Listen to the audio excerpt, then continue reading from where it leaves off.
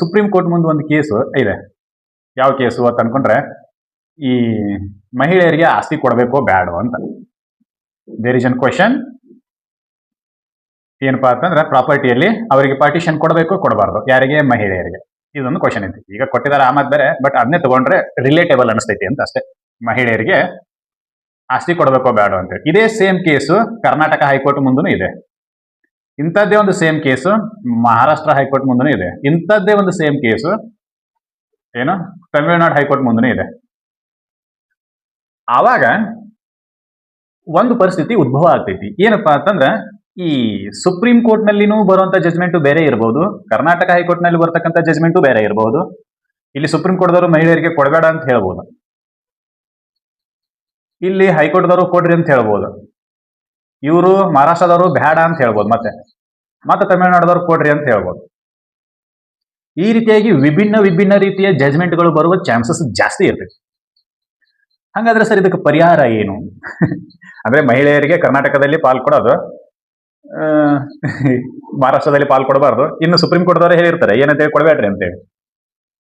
ಅದನ್ನ ಹೆಂಗೆ ಎನ್ಫೋರ್ಸ್ಮೆಂಟ್ ಮಾಡೋದು? ಈ ಎಲ್ಲ ಗೊಂದಲಗಳಿಗೆ ಪರಿಹಾರ ಯಾವ್ದು ಕೊಡ್ತೈತಿ ಅಂತಂದ್ರೆ, ಆರ್ಟಿಕಲ್ 139 ಉಪಬಂಧ ಎ ಅಂತಕ್ಕಂಥದ್ದು ಪರಿಹಾರವನ್ನ ಕೊಡ್ತೈತಿ. ಸಂವಿಧಾನದಲ್ಲಿ ಎಷ್ಟು ಚಂದ ಬರ್ದಾರು ಅಂತಂದ್ರೆ, there is an systematic way, ಭಾರಿ ಪ್ರಾಪರ್ ವೇದಾಗ ಬರ್ದಾರೆ. ಅದು ಓದೋದೇ ಒಂಥರ ಚಂದ ಸಂವಿಧಾನವನ್ನ. ಇರ್ಲಿ, ಅದು ಏನ್ ಹೇಳ್ತೈತಿ ಅಂತೇಳಿ ನೋಡೋಣ. ಹೀಗೆ ಬೇರೆ ಬೇರೆ ರಾಜ್ಯಗಳ ಹೈಕೋರ್ಟ್ಗಳಲ್ಲಿ, ಜೊತೆಗೆ ಸುಪ್ರೀಂ ಕೋರ್ಟ್ ಮುಂದೆನೂ ಕೂಡ ಒಂದೇ ರೀತಿಯ ಲಾನನ್ನ ಕ್ವಶನ್ ಮಾಡಿದ್ರು ಅಂತಂದ್ರೆ, ಒಂದೇ ರೀತಿಯ ಕಾನೂನನ್ನ ಪ್ರಶ್ನೆ ಮಾಡಿದ್ರು ಅಂತಂದ್ರೆ, ಅವಾಗ ಸುಪ್ರೀಂ ಕೋರ್ಟ್ ಏನ್ ಮಾಡಬಹುದು? ಸ್ವತಃ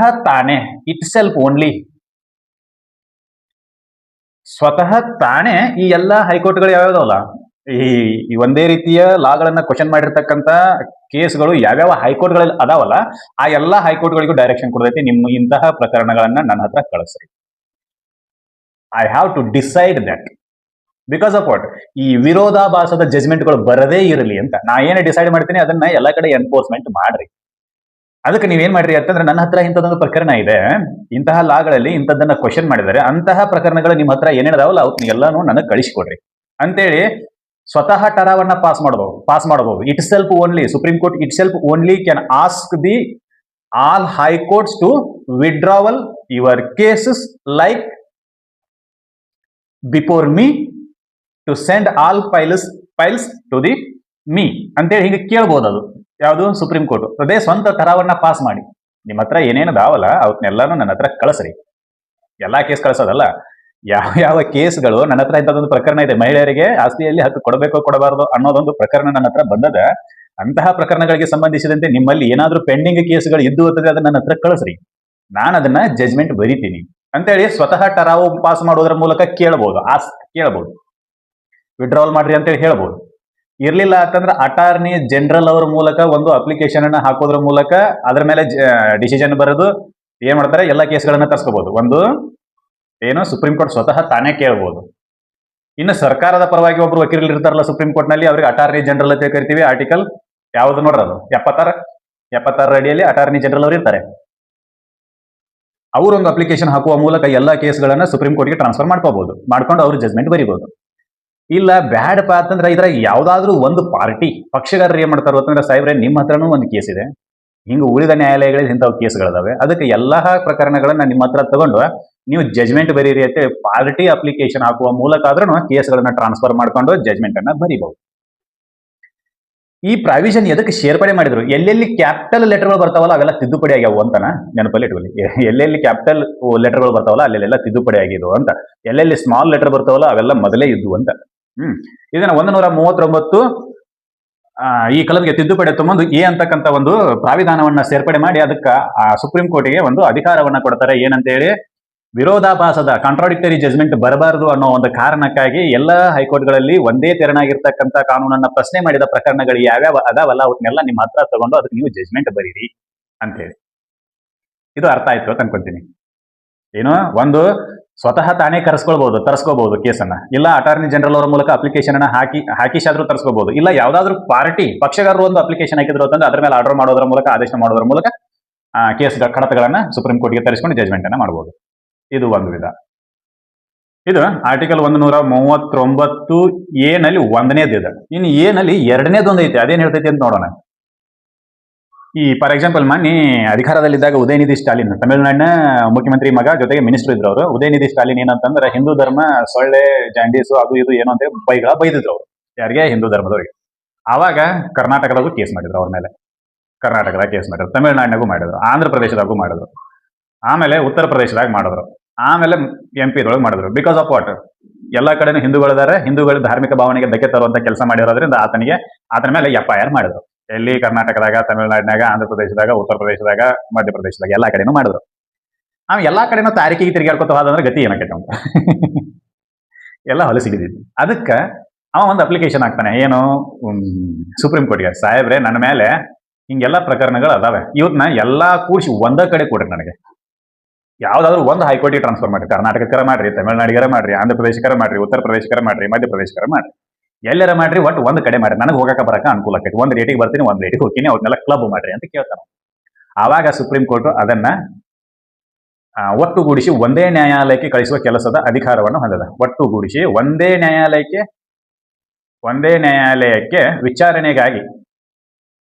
ವಿಚಾರಣೆಗಾಗಿ ಕಳುಹಿಸಿಕೊಡಬಹುದು. ಇಲ್ಲ, ನಾ ಕರ್ನಾಟಕದಾಗ ಫೈಲ್ ಆಗೈತಿ, ಇದನ್ನ ಕರ್ನಾಟಕದಾಗ ನಡೆಸವ, ನೀವು ನನ್ನ ಫೈಲನ್ನ ಒಂದ್ ಯಾವ್ದು ಕಡೆ ಕಳ್ಸಕ್ ಬರಂಗಿಲ್ಲ, ನಾನು ಇಲ್ಲೇನೆ ನಡೆಸವ ಅಂತ ಕರ್ನಾಟಕದ ಹೈಕೋರ್ಟ್ದವ್ರು ಹೇಳಕ್ ಬರೋದಿಲ್ಲ. ಹಂಗೆ ತಮಿಳುನಾಡು ಹೈಕೋರ್ಟ್ದವರಿಗೂ ಇದು ಅನ್ವಯ, ಆಂಧ್ರ ಪ್ರದೇಶದವರಿಗೂ ಅನ್ವಯ. ಸುಪ್ರೀಂ ಕೋರ್ಟ್ಗೆ ಅದು ಪವರ್ ಅದ. ಏನಂತೇಳಿ, ಯಾವುದೇ ಪ್ರಕರಣಗಳು ಒಂದು ಹೈಕೋರ್ಟ್ನಿಂದ ಇನ್ನೊಂದು ಹೈಕೋರ್ಟ್ಗೆ ಟ್ರಾನ್ಸ್ಫರ್ ಮಾಡಿ ಕೇಸ್ ನಡೆಸ್ತಕ್ಕಂಥದ್ದು ಆ ಪವರ್ ಇದೆ. ಇದನ್ನ ಮೊನ್ನೆ ಜಯಲಲಿತಾ ಕೇಸ್ನಲ್ಲಿನೂ ನೋಡಿವಿ ನಾವು. ತಮಿಳುನಾಡಿನಲ್ಲಿ ಪ್ರಕರಣ ಇತ್ತದು. ತಮಿಳುನಾಡಿನಲ್ಲಿ ಏನಾಗಿತ್ತು ಅಂತ, ಇಂಪಾರ್ಷಿಯಲ್ ಜಜ್ಮೆಂಟ್ ಬರೋದಿಲ್ಲ, ಅಲ್ಲಿ ಯಾರು ನಮಗೆ ಸರಿಯಾದ ತೀರ್ಪನ್ನು ಕೊಡೋದಿಲ್ಲ, ಅದಕ್ಕೆ ಇದನ್ನ ಕೇಸನ್ನ ಬೇರೆ ಹೈಕೋರ್ಟ್ಗೆ ಟ್ರಾನ್ಸ್ಫರ್ ಮಾಡ್ರಿ ಅಂತ ಕೇಳಿದ್ರು. ಆವಾಗ ಸುಪ್ರೀಂ ಕೋರ್ಟ್ ಏನ್ ಮಾಡಿತ್ತು ಅಂತಂದ್ರ, ತಮಿಳುನಾಡು ಹೈಕೋರ್ಟ್ದಿಂದ ಆ ಪ್ರಕರಣವನ್ನು ಕರ್ನಾಟಕ ಹೈಕೋರ್ಟ್ಗೆ ಟ್ರಾನ್ಸ್ಫರ್ ಮಾಡಿತು. ಅಂದ್ರೆ supreme court has a power to transfer the cases from one high court to another high court to adjudicate the matter. ಇದು ನಮಗೆ ಗೊತ್ತಾಗ್ತೈತಿ. ಅಂದ್ರೆ ಒಂದು ನ್ಯಾಯಾಲಯದಿಂದ, ಒಂದು ಹೈಕೋರ್ಟ್ನಿಂದ ಇನ್ನೊಂದು ಹೈಕೋರ್ಟ್ಗೆ ಪ್ರಕರಣಗಳನ್ನ ತೀರ್ಪಿಗಾಗಿ ವರ್ಗಾಯಿಸುವ ಅಧಿಕಾರ ಸುಪ್ರೀಂ ಕೋರ್ಟಿಗೆ ಇದೆ. ಇದನ್ನ ಅಧಿಕಾರ ಯಾವ್ದು ಕೊಡ್ತೈತಿ ಅಂದ್ರೆ ಆರ್ಟಿಕಲ್ 139A(2) ಇದು ಕೊಡ್ತೈತಿ. ನಮಗ್ ಗೊತ್ತಿರಬೇಕು. ಸರ್, ಮತ್ತೆ ತಮಿಳುನಾಡಿನ ಪ್ರಕರಣಗಳನ್ನ ಕರ್ನಾಟಕದಾಗ ಹೆಂಗ್ ನಡ್ಸಕ್ ಬರ್ತೈತ್ರಿ, ತಮಿಳುನಾಡಿನ ಕೋರ್ಟ್ನಾಗ ಐತ್ರಿ ಅಂತ ಹೇಳಿ ನೀವೇನ್ ಹೆದರಾಕ್ ಹೋಗ್ಬೇಡ್ರಿ. ಹೋಗಿ ಒಂದು ಸುಪ್ರೀಂ ಕೋರ್ಟ್ಗೆ ಅಪ್ಲಿಕೇಶನ್ ಹಾಕ್ರಿ, ಸಾಹೇಬ್ರೆ ನನ್ನ ಇಂಥ ಪ್ರಕರಣಗಳು, ಇಂಥದ್ದೇ ಕೇಸ್ಗಳು ಕರ್ನಾಟಕದಾಗೂ ಜಾರಿ ಅದಾವ, ಆಮೇಲೆ ಮಹಾರಾಷ್ಟ್ರದಾಗೂ ಜಾರಿ ಅದಾವ, ಅದಕ್ಕೆ ನೀವೇನ್ ಮಾಡ್ರಿ ಅಂತಂದ್ರೆ ಈ ಎಲ್ಲಾ ಪ್ರಕರಣಗಳನ್ನ ಎಲ್ಲರ ಒಂದ್ ಕಡೆ ಕೊಡ್ರಿ. ನಾ ಹೋಗಕ್ ರೆಡಿ ಇದೀನಿ, ಎಲ್ಲರ ಒಂದು ಕಡೆ ಕೊಡ್ರಿ, ನಾ ಹೋಗಕ್ ರೆಡಿ ಇದೀನಿ. ಎಲ್ಲ ಕಡೆ ಆದ್ರೂ ಅಂತಂದ್ರೆ ನಂದು ಟೈಮ್ ವೇಸ್ಟ್ ಆಕೈತ್ರಿ, ನಿಮ್ದು ಟೈಮ್ ವೇಸ್ಟ್ ಆಕೈತಿ. ಒಂದೇ ಆಮೇಲೆ ಮಲ್ಟಿಪ್ಲಿಸಿಟಿ ಆಫ್ ಜಜ್ಮೆಂಟ್, ಕಾಂಟ್ರಾಡಿಕ್ಟರಿ ಜಜ್ಮೆಂಟ್ಗಳು ಬರೋ ಚಾನ್ಸಸ್ ಜಾಸ್ತಿ. ವಿಭಿನ್ನ ರೀತಿಯ ಜಜ್ಮೆಂಟ್ಗಳು ಬರೋ ಚಾನ್ಸಸ್ ಇರುತ್ತೆ. ಒಂದ್ ಕೇಸ್ನಾಗ ಅಕ್ವಿಟ್ ಆಗ್ತಾರೆ, ಒಂದ್ ಕೇಸ್ನಾಗ ಕನ್ವಿಕ್ಟ್ ಆಗ್ತಾರೆ. ಅದನ್ನ ಹೆಂಗೆ ಎನ್ಫೋರ್ಸ್ಮೆಂಟ್ ಮಾಡೋದು ಹೆಂಗೆ? ಒಂದೇ ರೀತಿಯ ಕಾನೂನು ಇದ್ದಾಗ ಒಂದ್ ಕಡೆ ಕನ್ವಿಕ್ಟ್ ಆಗ್ತೈತಿ, ಇನ್ನೊಂದ್ ಕಡೆ ಅಕ್ವಿಟ್ ಆಗ್ತೈತಿ, ಒಂದ್ ಕಡೆ ಶಿಕ್ಷೆ ಕೊಡ್ತಾರೆ, ಇನ್ನೊಂದ್ ಕಡೆ ಅವನ್ನ ಬಿಡುಗಡೆ ಮಾಡಿದ್ರು ಅಂತಂದ್ರೆ that is an contradictory judgment. ಅಲ್ಲಿ ವಿರೋಧಾಭಾಸದ ಜಜ್ಮೆಂಟ್ಗಳು ಬಂದ್ಬಿಡ್ತವೆ. ಅವಾಗ ಏನಾಕೈತಿ, ಆ ಜಜ್ಮೆಂಟ್ ಗಳನ್ನ ಎನ್ಫೋರ್ಸ್ ಮಾಡೋದು ಕಷ್ಟ ಆಗ್ತೈತಿ. ಅದಕ್ಕೆ ಏನ್ ಮಾಡ್ತಾರೆ ಅಂತಂದ್ರೆ ಒಂದೇ ಕಡೆ ಮಾಡ್ರಿ ಅಂತೇಳಿ. ಈಗ ಮೊನ್ನೆ ಯಾರವರು ಬಿಜೆಪಿ ಲೀಡರ್ ದೆಹಲಿ ಒಳಗೆ ಡಿಸ್ಕಷನ್ ಟೈಮ್ನೊಳಗೆ ಒಂದೇನೋ ಬ್ಯಾಡ್ ವರ್ಡ್ ಯೂಸ್ ಮಾಡಿದ್ರು ಅಗೇನೆಸ್ಟ್ ದಿ ಮುಸ್ಲಿಂ ಕಮ್ಯುನಿಟಿ. ಅದ್ರ ಪ್ರಕಾರ ಅವ್ರು ಏನ್ ಮಾಡಿದ್ರು ಅಂತಂದ್ರೆ ಸುಪ್ರೀಂ ಕೋರ್ಟಿಗೆ ಹೋದ್ರು. ಸುಪ್ರೀಂ ಕೋರ್ಟ್ ಅವ್ರು ಏನ್ ಮಾಡಿದ್ರು, ಇಂಥದ್ದೆಲ್ಲ ಎಲ್ಲ ಪ್ರಕರಣಗಳು ನಮ್ಮ ಮೇಲೆ ಅದಾವೆ, FIR ಮಾಡಿದಾರೆ, ಎಲ್ಲ ಪ್ರಕರಣಗಳನ್ನು ಒಂದ್ ಕಡೆ ಕೊಡ್ರಿ ಅಂತ.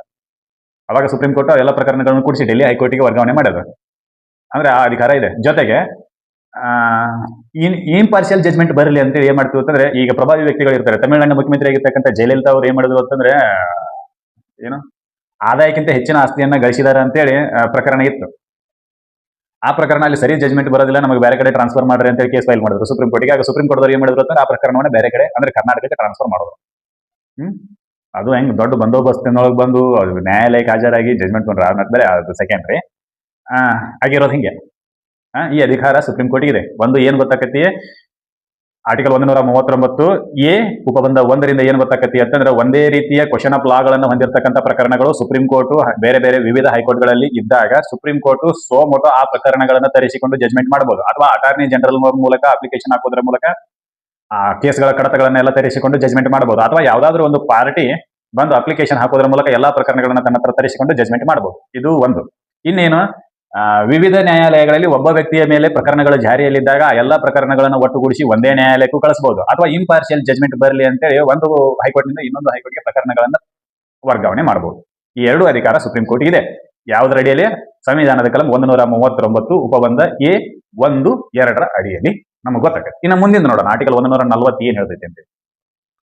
ಆರ್ಟಿಕಲ್ 140 ಏನ್ ಹೇಳ್ತೈತಿ ಅಂತಂದ್ರೆ ಬೇರೆ ಅಧಿಕಾರಗಳನ್ನು ಕೂಡ ಸುಪ್ರೀಂ ಕೋರ್ಟಿಗೆ ಕೊಡಬಹುದು. ಬೇರೆ ಪೂರಕವಾಗಿರ್ತಕ್ಕಂಥ ಅಧಿಕಾರ. ಪೂರಕ ಅಂತಂದ್ರೆ ಸುಪ್ರೀಂ ಕೋರ್ಟ್ನ ಕೆಲಸಕ್ಕೆ ಅಡ್ಡಿಯಾಗದೆ ಅದಕ್ಕೆ ಬೆನ್ನೆಲುಬಾಗಿ ನಿಲ್ತಕ್ಕಂಥ ಅಧಿಕಾರಗಳನ್ನ ಯಾರು ಸುಪ್ರೀಂ ಕೋರ್ಟ್ಗೆ ಸಂಸತ್ತಿನವರು ಕೊಡಬಹುದು.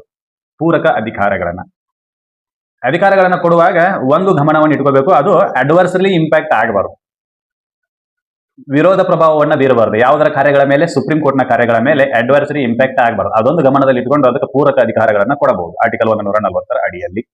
ಇದು ನಮಗೆ ಗೊತ್ತಿರಬೇಕು. ಅಂದ್ರೆ ಸುಪ್ರೀಂ ಕೋರ್ಟ್ಗೆ ಇನ್ನೂ ಕೆಲವೊಂದಿಷ್ಟು ಅಧಿಕಾರಗಳನ್ನ ಕೊಡುವ ಅಧಿಕಾರ ಯಾರಿಗಿದೆ? ಸಂಸತ್ತಿಗಿದೆ. ಆ ಅಧಿಕಾರಗಳು ಹೆಂಗಿರಬೇಕು ಅಂತಂದ್ರೆ ಪೂರಕವಾಗಿರಬೇಕು. Supplementary to the supreme court power, existing supreme court power. ಸಂವಿಧಾನ ಈಗೇನು ಸುಪ್ರೀಂ ಕೋರ್ಟ್ಗೆ ಅಧಿಕಾರಗಳನ್ನು ಕೊಟ್ಟದ ಆ ಅಧಿಕಾರಗಳಿಗೆ ಪೂರಕವಾಗಿರಬೇಕು. Supplementary to that, not contradictory to that. ಅದಕ್ಕೆ ವಿರೋಧದಿಂದ ಕೂಡಿರ್ತಕ್ಕಂಥ ಅಧಿಕಾರಗಳನ್ನು ಕೊಡುವಂತಿಲ್ಲ. ಏನು ಅದಕ್ಕೆ ಪೂರಕವಾಗಿರ್ತಕ್ಕಂಥ ಅಧಿಕಾರಗಳನ್ನ ಕೊಡಬಹುದು. That is an important thing under article 140. ಇದು ನಮಗೆ ಗೊತ್ತಿರಬೇಕು. ಇನ್ನು ಆರ್ಟಿಕಲ್ 141 ಐತಿ, ಅದೇನು ಅಂತ ನೋಡೋಣ. Supreme court judgment ಬರೀತೈತಿ.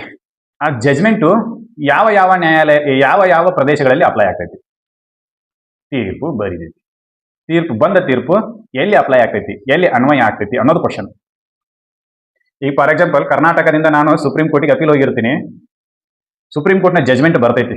ಅದು ಆ ಬಂದ ಜಜ್ಮೆಂಟು ಕರ್ನಾಟಕಕ್ಕೆ ಅಷ್ಟ ಅಪ್ಲೈ ಆಕೈತೋ ಏನು ಬೇರೆ ಎಲ್ಲಾದ್ರೂ ಅಪ್ಲೈ ಆಕೈತೋ ಅನ್ನೋದೇ ಕ್ವಶನ್.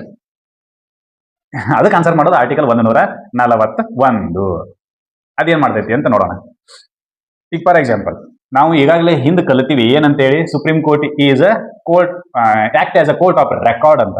ದಾಖಲೆಗಳ ನ್ಯಾಯಾಲಯವಾಗಿ ಅದು ಕೆಲಸ ಮಾಡ್ತೈತಿ ಅಂತ ನಾವು ಹಿಂದೆ ಸುಪ್ರೀಂ ಕೋರ್ಟ್ನ ಕಾರ್ಯಗಳ ಬಗ್ಗೆ ನೋಡ್ಬೇಕಾದಾಗ ನೋಡಿವಿ, ಅದನ್ನ ತಿಳ್ಕೊಂಡಿವಿ. ಈಗ ಕರ್ನಾಟಕದ ಒಬ್ಬ ವ್ಯಕ್ತಿ ಸುಪ್ರೀಂ ಕೋರ್ಟಿಗೆ ಹೋಗಿ ಸುಪ್ರೀಂ ಕೋರ್ಟ್ನಿಂದ ಜಜ್ಮೆಂಟ್ ತಗೊಂಡಾಗ ಆ ಜಜ್ಮೆಂಟು ಇಡೀ ದೇಶಕ್ಕೇನೆ ಅನ್ವಯ ಆಗ್ತೈತಿ. ಇಡೀ ದೇಶಕ್ಕೆ. ಇಲ್ಲ ಸರ, ನಾ ಒಬ್ಬ ಹೋಗಿನಲ್ಲಿ ನನಗಷ್ಟ ಅಪ್ಲೈ ಆಗ್ಬೇಕು, ಅದ್ಯಾಕೆ ಇಡೀ ದೇಶಕ್ಕೆ ಅಪ್ಲೈ ಆಕೈತಿ ಅನಾರ? ನೀವೊಬ್ಬ ಜಜ್ಮೆಂಟ್ ತಗೊಂಡು ನಿನ್ನಂಗನ ಇನ್ನೂ 10 ಮಂದಿ ಸುಪ್ರೀಂ ಕೋರ್ಟಿಗೆ ಬಂದ್ರು ಅಂತಂದ್ರೆ ಅದೇ ವಿಷಯದ ಮೇಲೆ ಸುಪ್ರೀಂ ಕೋರ್ಟ್ದವ್ರಿಗೆ ಮಾಡಕ್ ಬೇರೆ ಕೆಲಸ ಇಲ್ಲ.